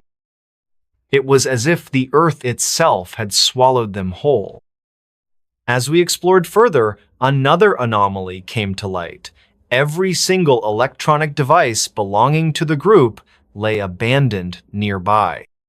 Phones, cameras, GPS units all left behind, despite being essential tools for survival in such a remote location.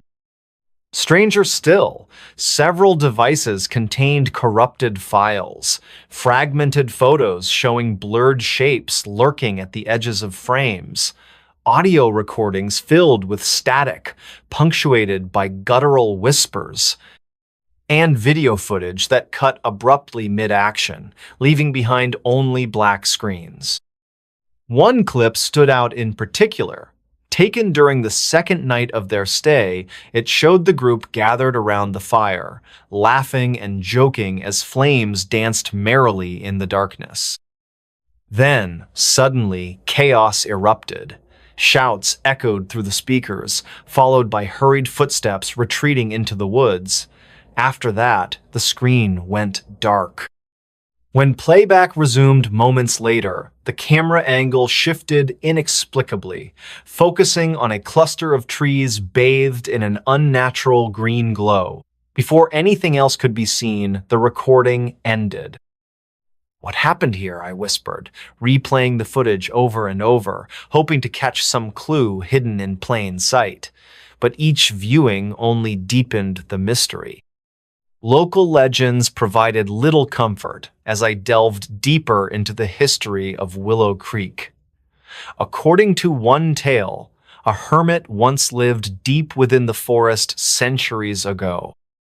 Known simply as the Watcher, he was said to guard secrets buried beneath the earth's secrets best left undisturbed.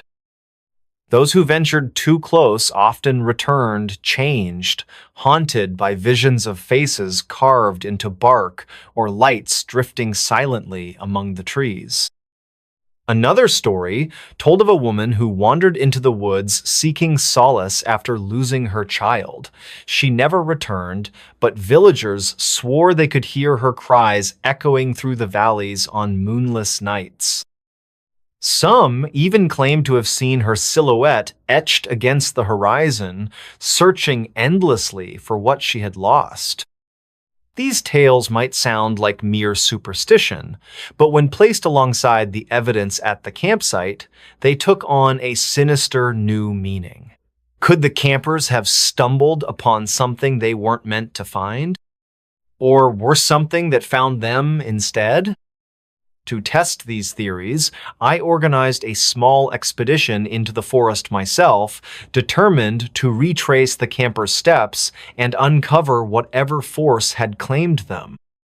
Alongside me traveled two fellow investigators, Sam, a seasoned tracker with years of experience navigating wilderness terrains, and Dr. Emily Chen, an anthropologist specializing in indigenous folklore. Our journey began uneventfully enough, following the same trail used by the missing group. At first, the forest seemed benign, picturesque expanse of verdant foliage swaying gently in the breeze. But as hours passed and twilight descended, the atmosphere shifted subtly yet unmistakably. The chirping of crickets grew louder, almost deafening, while the rustling of leaves became rhythmic, mimicking footsteps trailing behind us. "It's just the wind," Sam insisted, though his hand hovered near the knife strapped to his belt. Still, doubt crept into our minds, fueled by subtle inconsistencies in the landscape. Certain paths seemed deliberately obscured, as though nature itself conspired to mislead travelers. And then there were the symbol-scriptic carvings gouged into tree trunks along the way. Swirling patterns resembling eyes stared back at us, their origins unknown, but their intent clear. We were being watched. By the third night, exhaustion weighed heavily upon us. We pitched camp in a secluded glade, lighting a modest fire to ward off the encroaching chill. Conversation dwindled quickly, replaced by uneasy silences punctuated by distant howls reverberating through the shadows. None of us dared sleep deeply, fearing what might awaken while we rested. Around midnight, Emily gasped sharply, jerking awake with wide, terrified eyes. "Did you hear that?" she demanded, clutching her flashlight tightly. "Hear what?" I strained my ears, catching faint murmurs carried on the wind. Words spoken in a language I couldn't identify, yet hauntingly familiar. My heart pounded as realization dawned I'd heard those syllables before, embedded within the corrupted audio files recovered from the camper's devices. Sam grabbed his rifle instinctively, scanning the darkness for movement. "Stay calm," he urged, though his voice trembled slightly. "It's probably animals." But we both knew better. Animals didn't whisper. Animals didn't call names. Hours later, just as dawn broke over the treetops, we stumbled upon a shocking discovery. One of the missing campers, stumbling blindly through the underbrush, muttering incoherently. His clothes were torn, his face gaunt and pale, as though he hadn't eaten in days. Yet his presence raised more questions than answers. How had he survived when the others hadn't? And why did he refuse to meet our gazes, staring fixedly past us as though seeing ghosts? "Where are the others?" I pressed, kneeling beside him. He flinched violently, recoiling as though burned. "They're gone," he rasped, clutching his head. "All of them, gone." Before he could elaborate, a low growl rippled through the forest, sending shivers down my spine. Turning slowly, I glimpsed movement beyond the tree-lined shapes shifting inhumanly, their forms indistinct yet menacing. And then, silence. That was the last time I saw Sam or Emily. One moment they were standing beside me, weapons drawn and ready to fight. The next, they were gone, swallowed whole by the shadows. I called out frantically, receiving only echoes in response. Panic clawed at my chest, urging me to flee it, which direction led to safety. Clutching my flashlight like a lifeline, I pressed onward, driven by desperation and dread. Hours or perhaps minutes passed in limbo until I reached a clearing bathed in an otherworldly luminescence. At its center stood a massive oak tree, its trunk adorned with carvings identical to those we'd encountered earlier. Beneath it lay a collection of objects, photographs, journals, personal belongings, all belonging to previous victims of Willow Creek. Among them, I spotted something chilling, a photograph taken mere seconds ago depicting me standing alone in the clearing, except I hadn't taken it. The phone responsible lay discarded nearby, its screen cracked and lifeless. A cold breeze swept through the clearing, carrying with it the scent of decay. Behind me, laughter bubbled up a sound, both familiar and alien, resonating with malice. Spinning around, I froze, unable to tear my gaze away from the figures emerging from the darkness.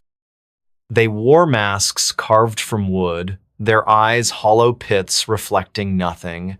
Each step they took sent vibrations coursing through the ground, shaking the very foundations of reality. I tried to run, but my legs refused to obey, rooted firmly in place. Their leader stepped forward, raising a hand adorned with rings, bearing the same swirling designs etched into the trees. "You shouldn't have come here," it intoned, voice layered with countless others. "Now you belong." And then, darkness. Search parties combed the forest for weeks afterward, finding no trace of me or anyone else who entered Willow Creek that fateful night. Some say I'm still out there, trapped in limbo between worlds. Others claim I escaped, but chose to remain silent about what truly happened. Whatever the truth may be, one fact remains undeniable. Willow Creek claims its victims quietly, methodically, ensuring no one leaves unchanged.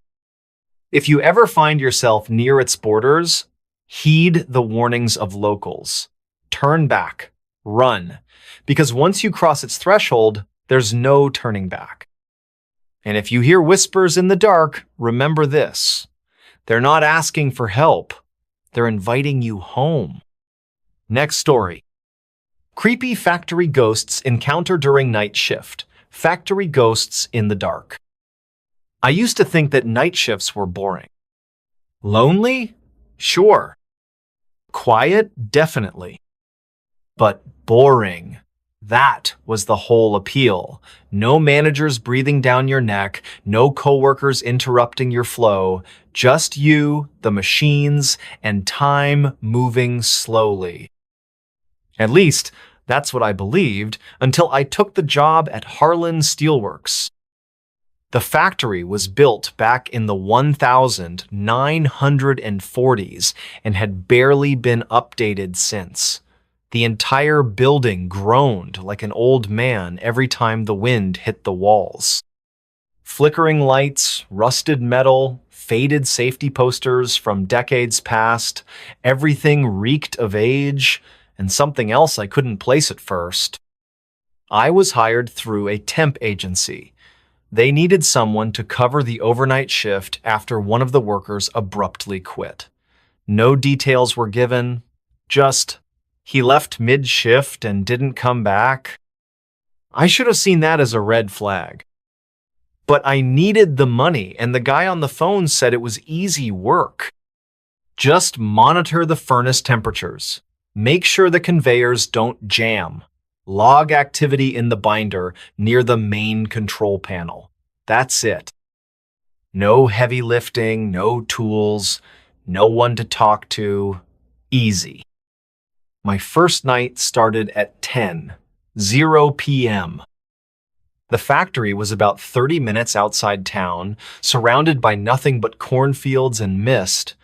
I remember how quiet it was when I pulled into the lot. No other cars. Just mine and the long, low building stretching into the dark like a sleeping beast. I had to buzz myself in. No guard, no receptionist, just a keypad and a red button. Inside, the air was thick with dust and oil. The only light came from a few flickering overheads. The silence was so complete, I could hear the hum of the fluorescents like they were whispering directly in my ears. I found the control panel and checked the binder. The previous shift had signed out at 9:55. No notes, no warnings, just initials, KL. That name would come back to me later, in the worst way. The first 2 hours were uneventful. I made my rounds, logged temps, stretched my legs. The machines weren't running maintenance, apparently so it was just me and the silence. Around midnight, things started to feel wrong. It began with a loud clang from the far end of the conveyor line. I froze. It wasn't the wind. It wasn't a creaky pipe. It was deliberate, like someone had kicked a metal drum. I called out, "Hello? Anyone there?" No response. I grabbed the flashlight hanging by the panel and walked toward the noise.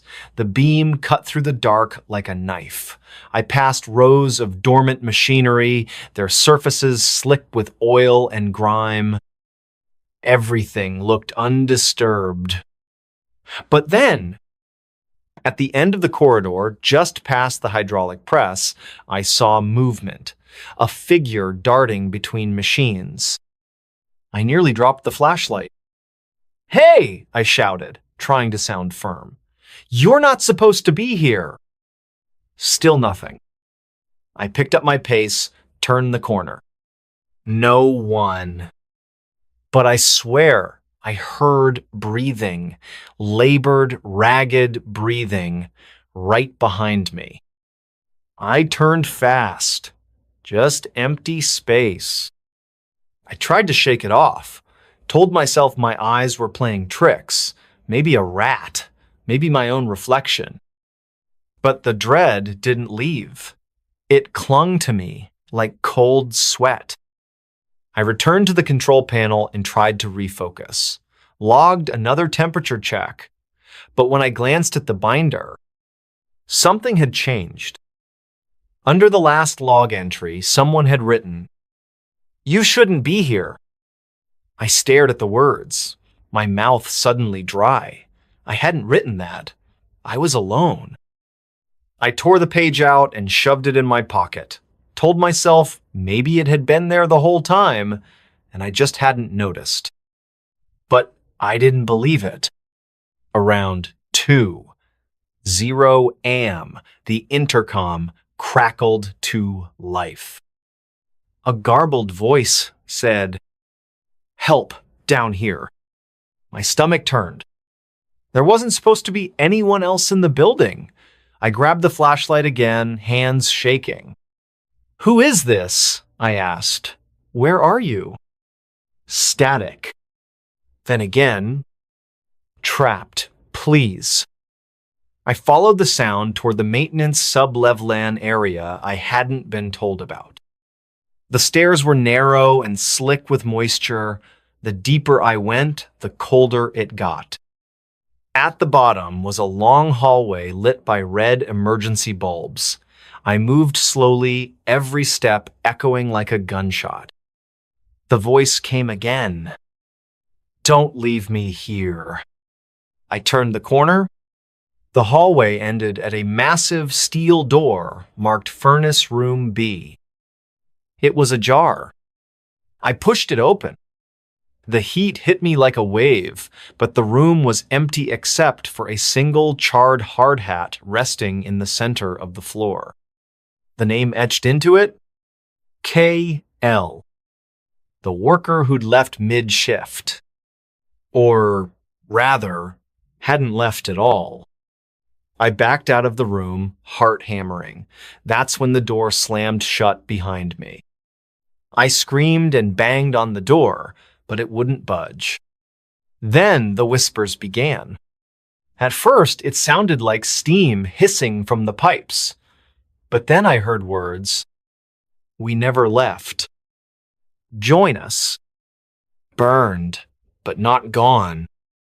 The lights dimmed. Shadows stretched across the walls, writhing like they were alive. I turned in circles, flashlight trembling. And that's when I saw them. Figures emerging from the darkness, half-formed, their bodies blackened and twisted. Faces melted, eyes hollow. They moved slowly, dragging themselves toward me with jerky, unnatural movements. I screamed, ran. I don't remember how I escaped the sublevel. Somehow, I made it back to the control panel.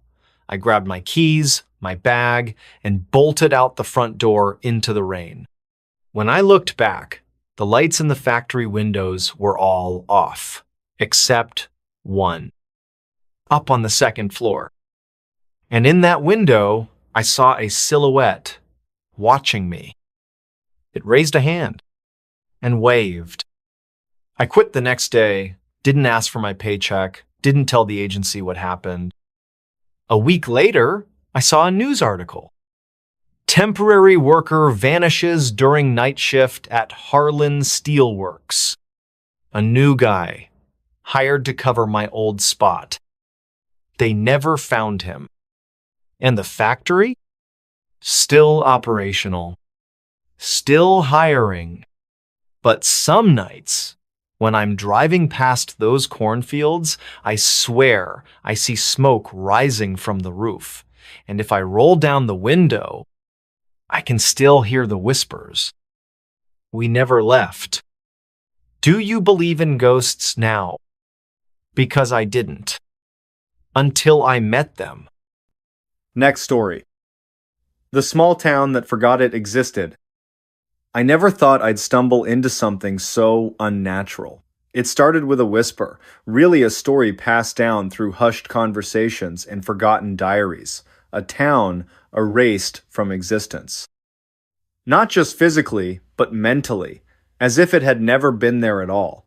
The kind of tale you dismiss as folklore until you find yourself standing on its threshold. My name is irrelevant now. I've tried to hold on to it, but the harder I grasp, the more it slips away like sand through my fingers. All I know is that I was drawn here by curiosity, Or perhaps something darker, an urge to uncover what should remain buried. This place, this small town that forgot it existed, it calls to those who dare look too closely. Let me take you back to where it all began. It was late autumn when I first heard about it. I was in a bar, one of those dingy little holes in the wall where the patrons seem older than the building itself. The bartender mentioned it almost offhandedly while wiping down a glass already clean enough for surgery. "Ever hear of Eldon Hollow?" he asked, his voice low, conspiratorial. Eldon Hollow. The name rang hollow in my ears as though it carried some weight I couldn't yet understand. I shook my head, prompting him to lean closer, his breath warm against my ear. "They say it's a ghost town," he whispered, "but not the kind with tumbleweeds and skeletons. No, this place, it's alive. People still live there. They just don't remember anything." He stopped then, letting the words sink in. My pulse quickened, not out of fear, but fascination. What kind of town could exist like that? How could people forget everything, their names, their families, even the concept of time? "Where is it?" I pressed, unable to mask the eagerness in my tone. The bartender smirked, leaning back as though satisfied with my reaction. "That's the thing," he said. "You can't find it unless it wants you to." And yet, somehow, I did. The drive to Eldon Hollow felt endless. My GPS flickered and died halfway there, replaced by static-filled silence. Maps showed nothing but wilderness where the town supposedly lay. But I kept driving, guided by instinctor, maybe something else entirely. When I finally arrived, it was dusk, and the air smelled faintly of earth and decay. At first glance, Eldon Hollow seemed ordinary. Rows of quaint cottages lined narrow streets, their windows glowing softly with lamplight.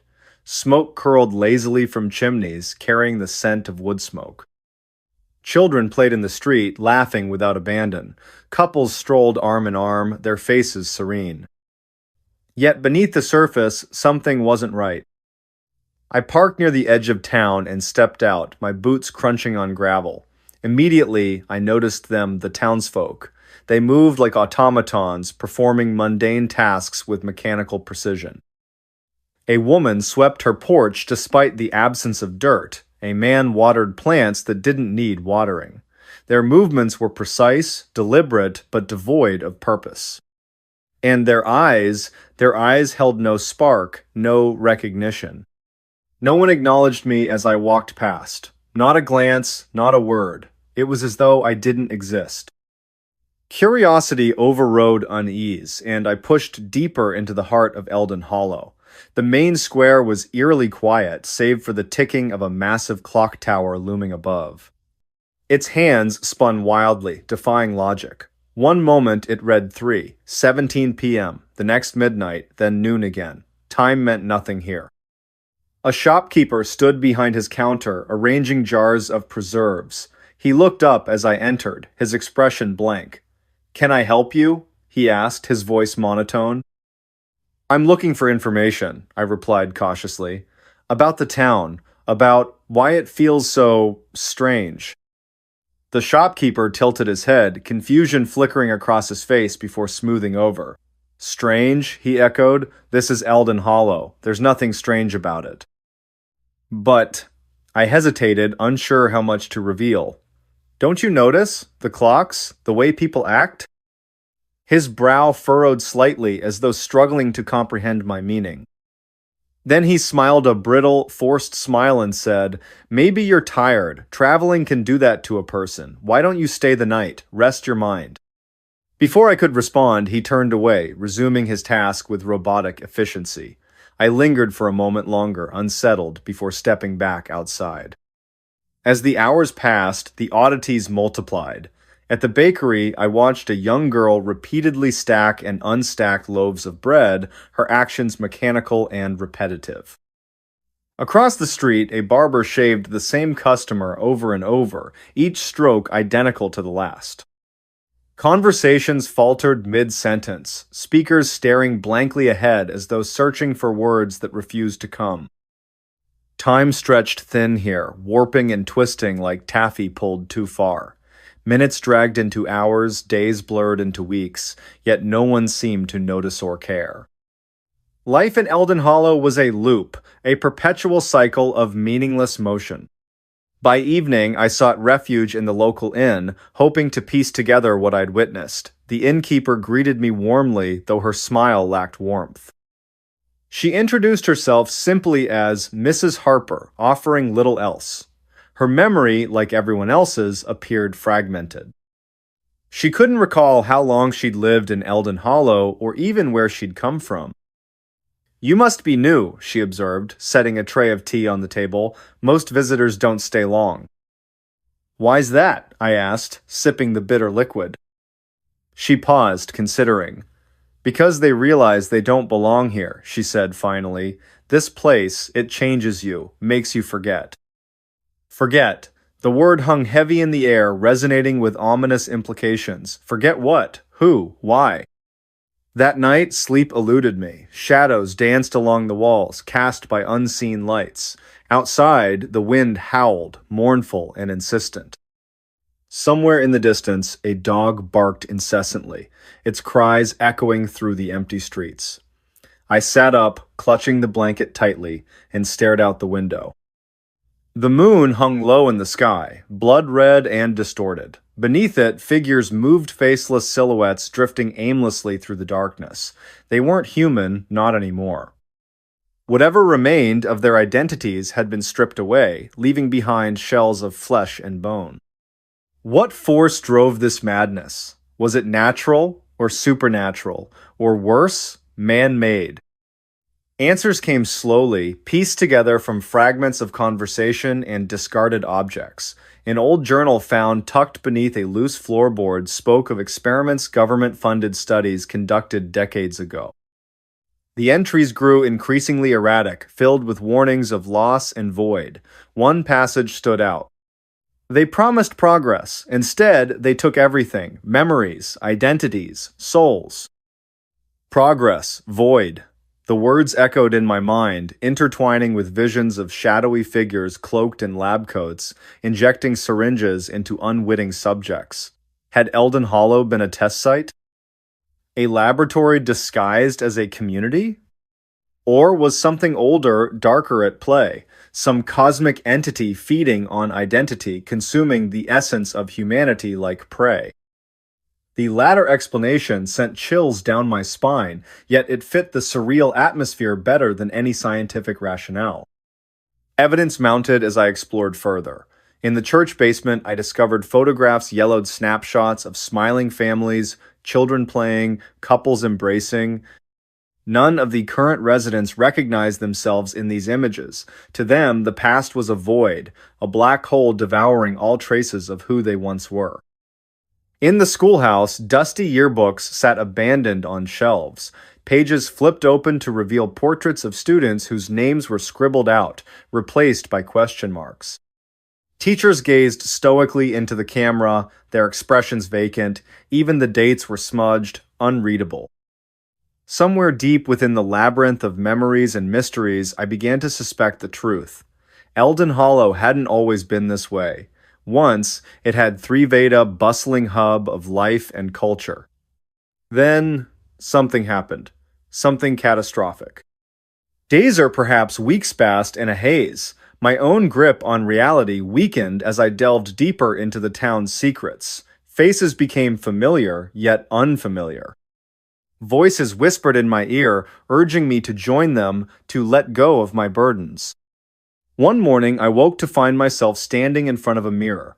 My reflection stared back, distorted and wrong. My hair had grown longer, my skin paler. Lines creased my forehead, etched deep by stress and uncertainty.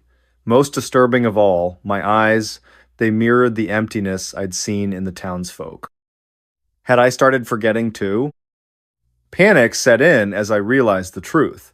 Eldon Hollow wasn't just affecting its inhabitants, it consumed outsiders as well. The longer I stayed, the more pieces of my identity slipped away. Names, dates, places all reduced to ash in the furnace of oblivion. Desperate, I attempted to leave. But the roads twisted and turned, leading me back to the center of town. The clock tower loomed ever present, its hands spinning faster, louder, drowning out rational thought. Buildings shifted positions overnight, creating mazes of alleyways and dead ends. Escape proved impossible. And then, the twist. While rummaging through an abandoned house, I uncovered a photograph tucked inside a drawer. The image showed a younger version of myself, arms wrapped around a group of friends. Behind us stood the unmistakable silhouette of the clock tower. I froze, staring at the photo in disbelief. How could this be? If I'd been here before, if I'd been part of Eldon Hollow? The realization hit like a freight train. I wasn't just a visitor, I was one of them. Time collapsed in on itself after that. Days blended into nights, minutes stretched into eternity. The townsfolk welcomed me back not with joy, but with indifference. Another soul reclaimed by the void. Another fragment added to the collective amnesia. Now, as I sit alone in the inn, penning these final words, I feel the pull of forgetfulness tugging at my mind. Names slip from memory, faces blur, emotions fade. Soon, I won't remember who I am that I ever was.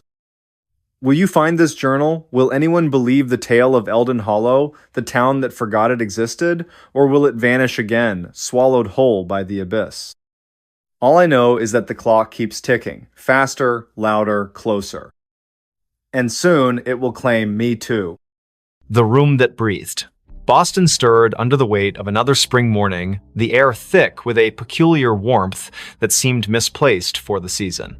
Daniel Harris stood on the cracked sidewalk outside number 17 Marlborough Street, his fingers tracing the edge of an old brass key in his pocket. The building before him loomed like a forgotten sentinel, its red brick facade darkened by decades of Boston winters and neglect. Across the street, Victoria Evans leaned against her parked car, arms crossed tightly across her chest as she watched Daniel approach the entrance. The neighborhood was waking up slowly, curtains twitching in nearby windows as residents observed the newcomers. Michael Parker emerged from the alley beside the building, his camera slung around his neck, capturing the uneven angles of the structure with professional precision. "This place gives me the creeps," he muttered, though his lens stayed trained on the upper floors, where shadows seemed to move independently of the rising sunday. Daniel's footsteps echoed hollowly as he climbed the worn stone steps to the front door. The wood beneath his feet felt spongy, yielding slightly with each step. He paused at the threshold, glancing back at his companions. Victoria gave him a tight smile while Michael adjusted his camera settings, seemingly oblivious to the faint scraping sound coming from somewhere deep within the building. The key turned with unexpected ease, revealing a vestibule that smelled of damp paper and something else. Something metallic and sharp. Inside, the air was unnaturally still, as if the house itself was holding its breath. Dust motes hung suspended in shafts of weak morning light that filtered through grimy windows. To their left, a staircase spiraled upward into darkness, its banister wrapped in layers of peeling paint. Directly ahead, a hallway stretched toward the rear of the building, lined with doors that seemed to lean inward as if drawn by some invisible force. The wallpaper, once elegant, now peeled away in long strips that curled toward the floor like dead leaves. Victoria's heels clicked against the hardwood as she moved to examine a series of framed photographs hanging crookedly on the wall. Her fingers hovered above the glass but didn't touch. "These pictures," she began, her voice dropping to a whisper. In each frame, people stood stiffly posed, their eyes fixed on something just beyond the camera's view. What disturbed them most was the background. Through windows behind the subjects, they could see the same room appearing in every photograph, its details shifting subtly but unmistakably present in each era depicted. Michael joined her, his camera clicking softly as he documented the unsettling gallery. "That's impossible," he said, pointing to one particular image. "Look at the dress styles. These photos span nearly a century, but that room." His voice trailed off as he noticed something moving in the corner of the frame. When he looked up, the hallway appeared empty, yet the sensation of being watched pressed heavily against his skin. The temperature dropped suddenly, causing their breath to mist in the air. From somewhere above came the distinct sound of footsteps, slow and deliberate, pacing back and forth across the ceiling. Daniel called out, his voice echoing unnaturally loud in the confined space. The footsteps stopped immediately, followed by complete silence that seemed to vibrate through the very walls. Then came a new sound, a soft, rhythmic creaking like the gentle expansion and contraction of old wood. But this wasn't coming from the structure itself. It was emanating from the room at the end of the hall, pulsing with a life of its own. Daniel took the first step toward the source of the sound, his palm slick against the railing of the staircase. The wooden steps groaned beneath his weight, each complaint sounding louder than the last. Halfway up, he paused, certain he'd heard whispered words trailing after him like cobwebs brushing against his ears. Victoria followed close behind, her hand occasionally reaching out to steady herself against the wall, only to pull back sharply each time her fingers made contact. The wallpaper felt warm to the touch, almost feverish, and when she looked closely, she thought she saw veins of black mold spreading outward from each point of contact. At the top landing, they found themselves facing 3 doors, each painted a different shade of gray that seemed to shift depending on how long you stared. The middle door stood slightly ajar, swaying gently, despite the absence of any breeze. Through the gap, they could see movement, not human movement, but something more akin to shadows stretching and retreating across the far wall. Michael raised his camera, framing the scene through the viewfinder, but what he saw through the lens made his hands tremble. The room appeared larger through the camera, its dimensions distorted in ways that defied logic. "Did you hear that?" Victoria's voice cracked as she spoke. They all froze, listening to the sound of breathing, deep, measured inhalations that filled the corridor like waves crashing against a distant shore. The sound wasn't coming from them. It was too synchronized, too deliberate. Daniel reached for the doorknob, his fingers brushing against metal that felt impossibly cold. As his hand closed around it, the breathing hitched, then resumed with greater intensity. The door opened with a reluctant creak, revealing a space that seemed to swallow the available light rather than reflect it. Inside, the air was dense and humid, carrying the scent of earth after rain mixed with something sour and metallic. The walls were covered in what appeared to be ancient wallpaper, but upon closer inspection, they realized it was actually layers of dried, yellowed paper stacked directly onto the plaster. Pages upon pages of handwritten text, fragments of letters and drawings pressed together like geological strata. Some sections seemed to ripple when touched, as if the surface retained some vestige of life. In the center of the room stood an antique writing desk, its surface stained with ink blots that had long since dried black. Victoria approached the desk cautiously, her attention drawn to a leather-bound journal resting open at its center. The handwriting inside was spidery and erratic, the ink varying in color from fresh black to faded brown. As she read the first few lines, her reflection in the window behind the desk caught her eye. She froze, watching as her mirrored self continued reading even after she had lowered the book. The reflection smiled at her, then mouthed words that didn't match her own movements. When she turned to look back at the actual room, she found Daniel staring at her with wide eyes, his lips moving soundlessly. Michael remained in the doorway, his camera trained on the scene unfolding before him. Through the viewfinder, he watched as the room's dimensions shifted imperceptibly, walls bowing inward, then snapping back like living tissue. The floorboards beneath his feet pulsed gently, maintaining the same rhythm as the breathing they had heard earlier. He noticed something new. Symbols carved into the baseboards, their shapes disturbingly familiar.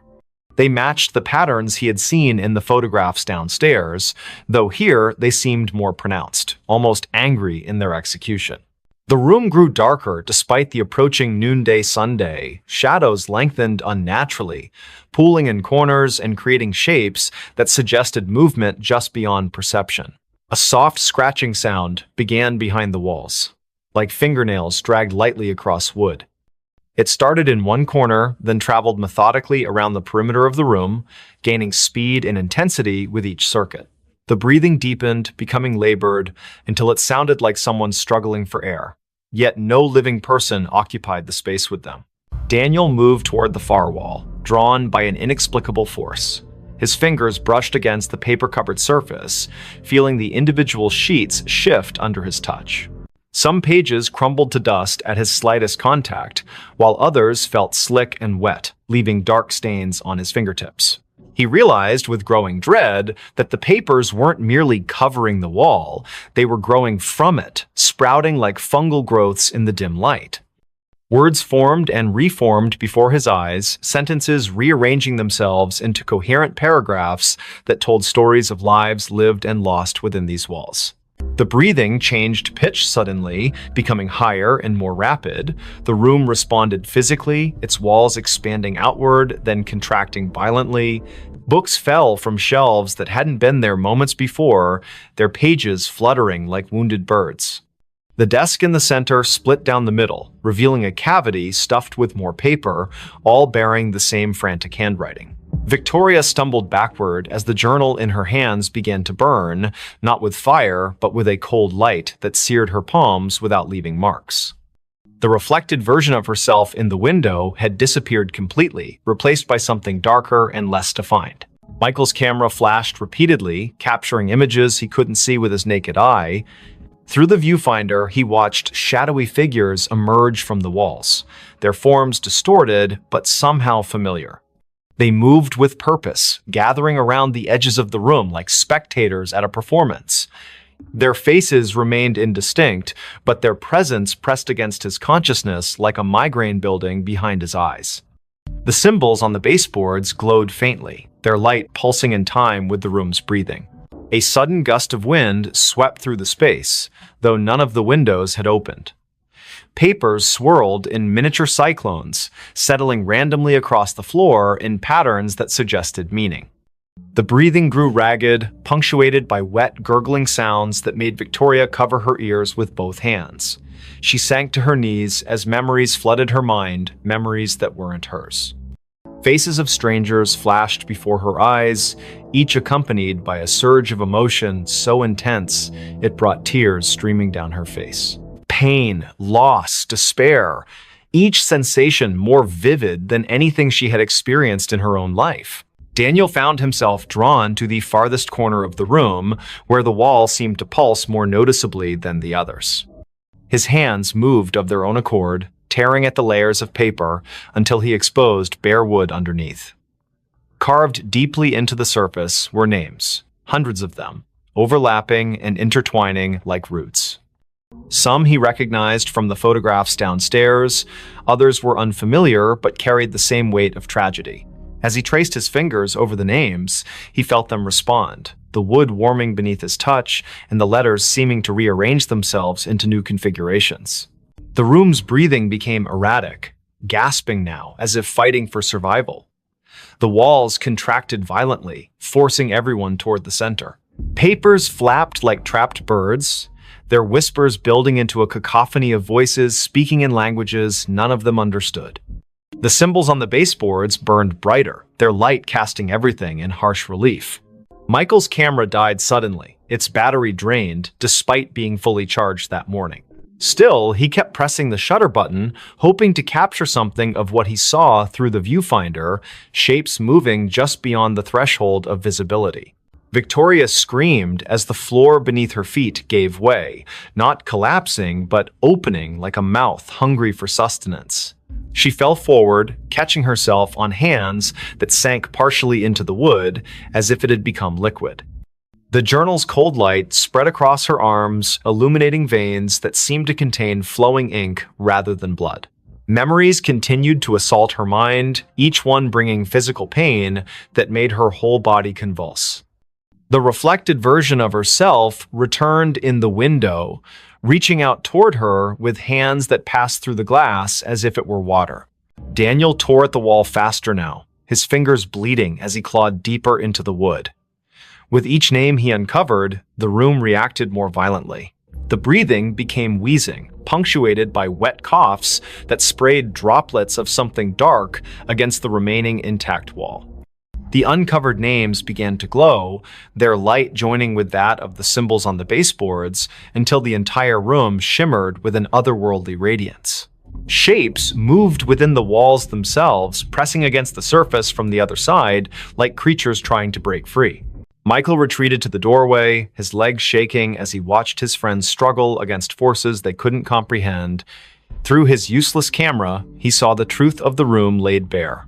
A massive, beating heart at its core, pumping darkness instead of blood through veins of corrupted wood.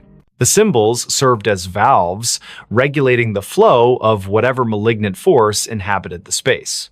The photographs downstairs weren't just documentation, they were warnings, each one showing the room consuming another victim who had come too close to understanding its nature. The breathing stopped suddenly, leaving a silence so profound it hurt their ears. The room held its collective breath, waiting. The walls began closing in, not quickly, but inevitably, their movement accompanied by the sound of thousands of pages turning simultaneously. Victoria pulled herself free from the floor, her arms streaked with black ichor that evaporated into smoke before hitting the ground. The journal's light had consumed her shadow, leaving her outlined in negative space. She joined Daniel at the wall, helping him tear away the remaining paper in a desperate attempt to reach whatever core lay hidden beneath. As they worked, the room showed them its true face. The walls weren't solid, they were composed of compressed memories, each layer containing the essence of someone who had tried to understand or escape. Faces pressed against the surface from the other side, their mouths open in silent screams that vibrated through the very bones of the building. The symbols on the baseboards merged into a single pulsing sigil that dominated the floor, its light so bright it burned away the darkness entirely.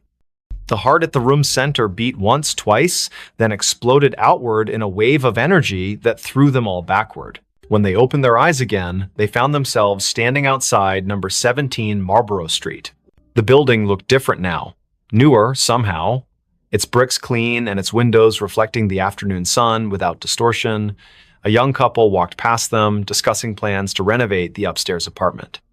Daniel reached into his pocket for the brass key, but found only lint. Michael's camera hung heavy around his neck, its memory card wiped clean. Victoria's hands bore no marks, though she could still feel the phantom burn of ink-filled veins beneath her skin. They never spoke about what happened inside the room. Each carried their own piece of its secret, buried deep where it couldn't consume them completely. Sometimes, late at night, Daniel would wake to the sound of breathing coming from his closet. Michael developed a habit of taking long detours to avoid walking past 17 Marlborough Street. Victoria found herself drawn to old journals and letters, unable to resist the urge to document everything she encountered. The room had marked them, claimed part of their essence, and though they had escaped its physical confines, its influence followed them like a shadow that refused to dissipate. Weeks later, during another unseasonably warm spring morning, a new set of tenants moved into the building. They marveled at how well-preserved the old place was, how the upstairs apartment seemed to breathe with a life of its own. In the main bedroom, they discovered an antique writing desk with a leather-bound journal resting open at its center. The first tenant to touch it felt a surge of inspiration so powerful it brought tears to her eyes. She began writing immediately, her pen moving across the page with a will that wasn't entirely her own. Outside, the wind picked up, carrying with it the faint sound of pages turning and the gentle, measured breathing of something that had waited patiently for new voices to add to its collection. Don't just watch in the dark, click subscribe, like, and join now. Before we begin, tell me where are you listening from and what time is it there? The Book That Called Me. The streets of Chicago were slick with rain, reflecting the dim orange glow of streetlights like shattered mirrors. It was 5 in the morning, and the city seemed to hold its breath under a heavy sky streaked with gray clouds. The storm had rolled in from Lake Michigan without warning, drenching everything in sight. Victoria Evans stood on the corner of Wabash Avenue, clutching her coat tighter around herself as she waited for the traffic light to change. She hated mornings like this, cold, wet, and eerily quiet, but her job at the library demanded punctuality. Victoria worked at Harold Washington Library Center, a towering structure that loomed over South State Street like some ancient sentinel. The building's glass facade shimmered faintly in the pre-dawn gloom, catching the occasional flash of lightning that lit up the horizon. As she approached the entrance, her shoes squelching against the wet pavement, she noticed something odd, a single book lying face down on the steps leading up to the main doors. Its cover was dark, almost black, and water pooled around it in tiny rivulets. No one else was around. The security guard, who usually manned the early shift, hadn't arrived yet. She hesitated for a moment before picking it up. The book felt heavier than it should have been, its pages damp but not entirely soaked through. There was no title on the spine or cover, just an embossed pattern of swirling lines that seemed to shift slightly when viewed from different angles.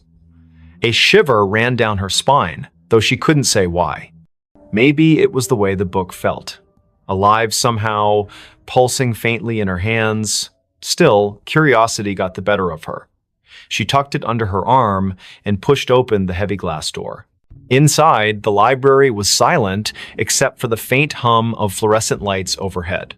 Rows upon rows of shelves stretched out into shadowy corners, their contents neatly organized, yet somehow foreboding in the dim light. Victoria made her way to the circulation desk near the center of the atrium, setting the book down carefully, as if afraid it might bite. Her fingers lingered on the cover for a second longer than necessary before she pulled them away abruptly. Something about it unsettled her deeply, though she couldn't put her finger on what exactly it was. Her coworker, Daniel Harris, arrived shortly after, yawning loudly as he shuffled toward the desk. He was tall and lanky, with messy brown hair that stuck out in all directions despite his best efforts to tame it.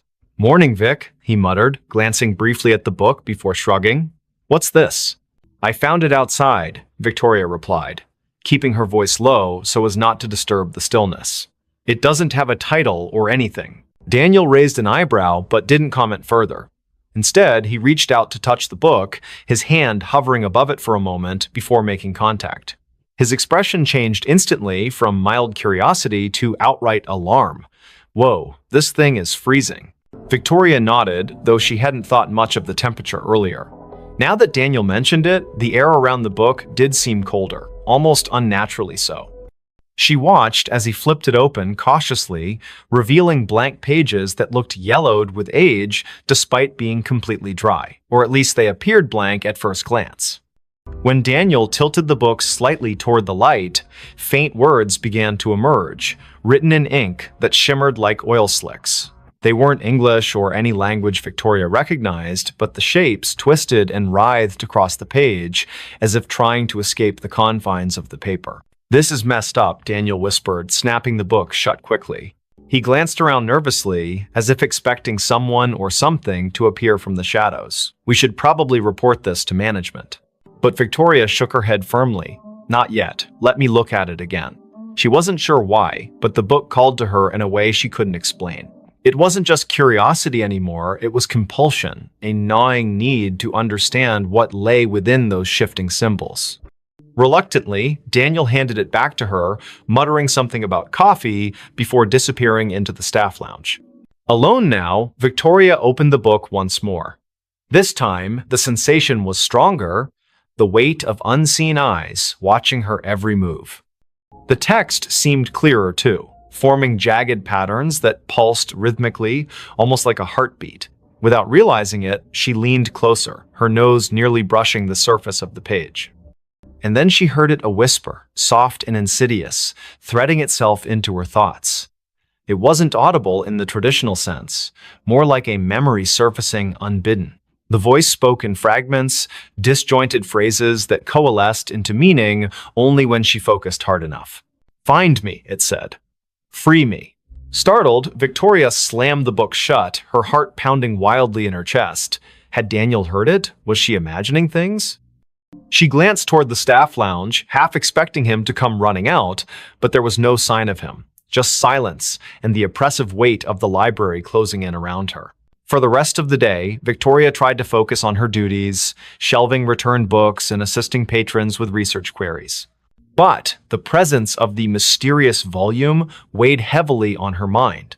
It sat on the edge of her desk, seemingly innocuous yet impossible to ignore. Every time she passed by, she swore she could feel it humming softly, vibrating with suppressed energy. By late afternoon, the temptation became unbearable. She locked herself in the staff break room, determined to decipher even a fraction of what the book contained. The whispers returned almost immediately, louder this time, overlapping each other until they formed a cacophony of voices. Some pleaded for help, others screamed in agony, while a few laughed maniacally. Victoria pressed her palms against her ears, shaking her head violently to block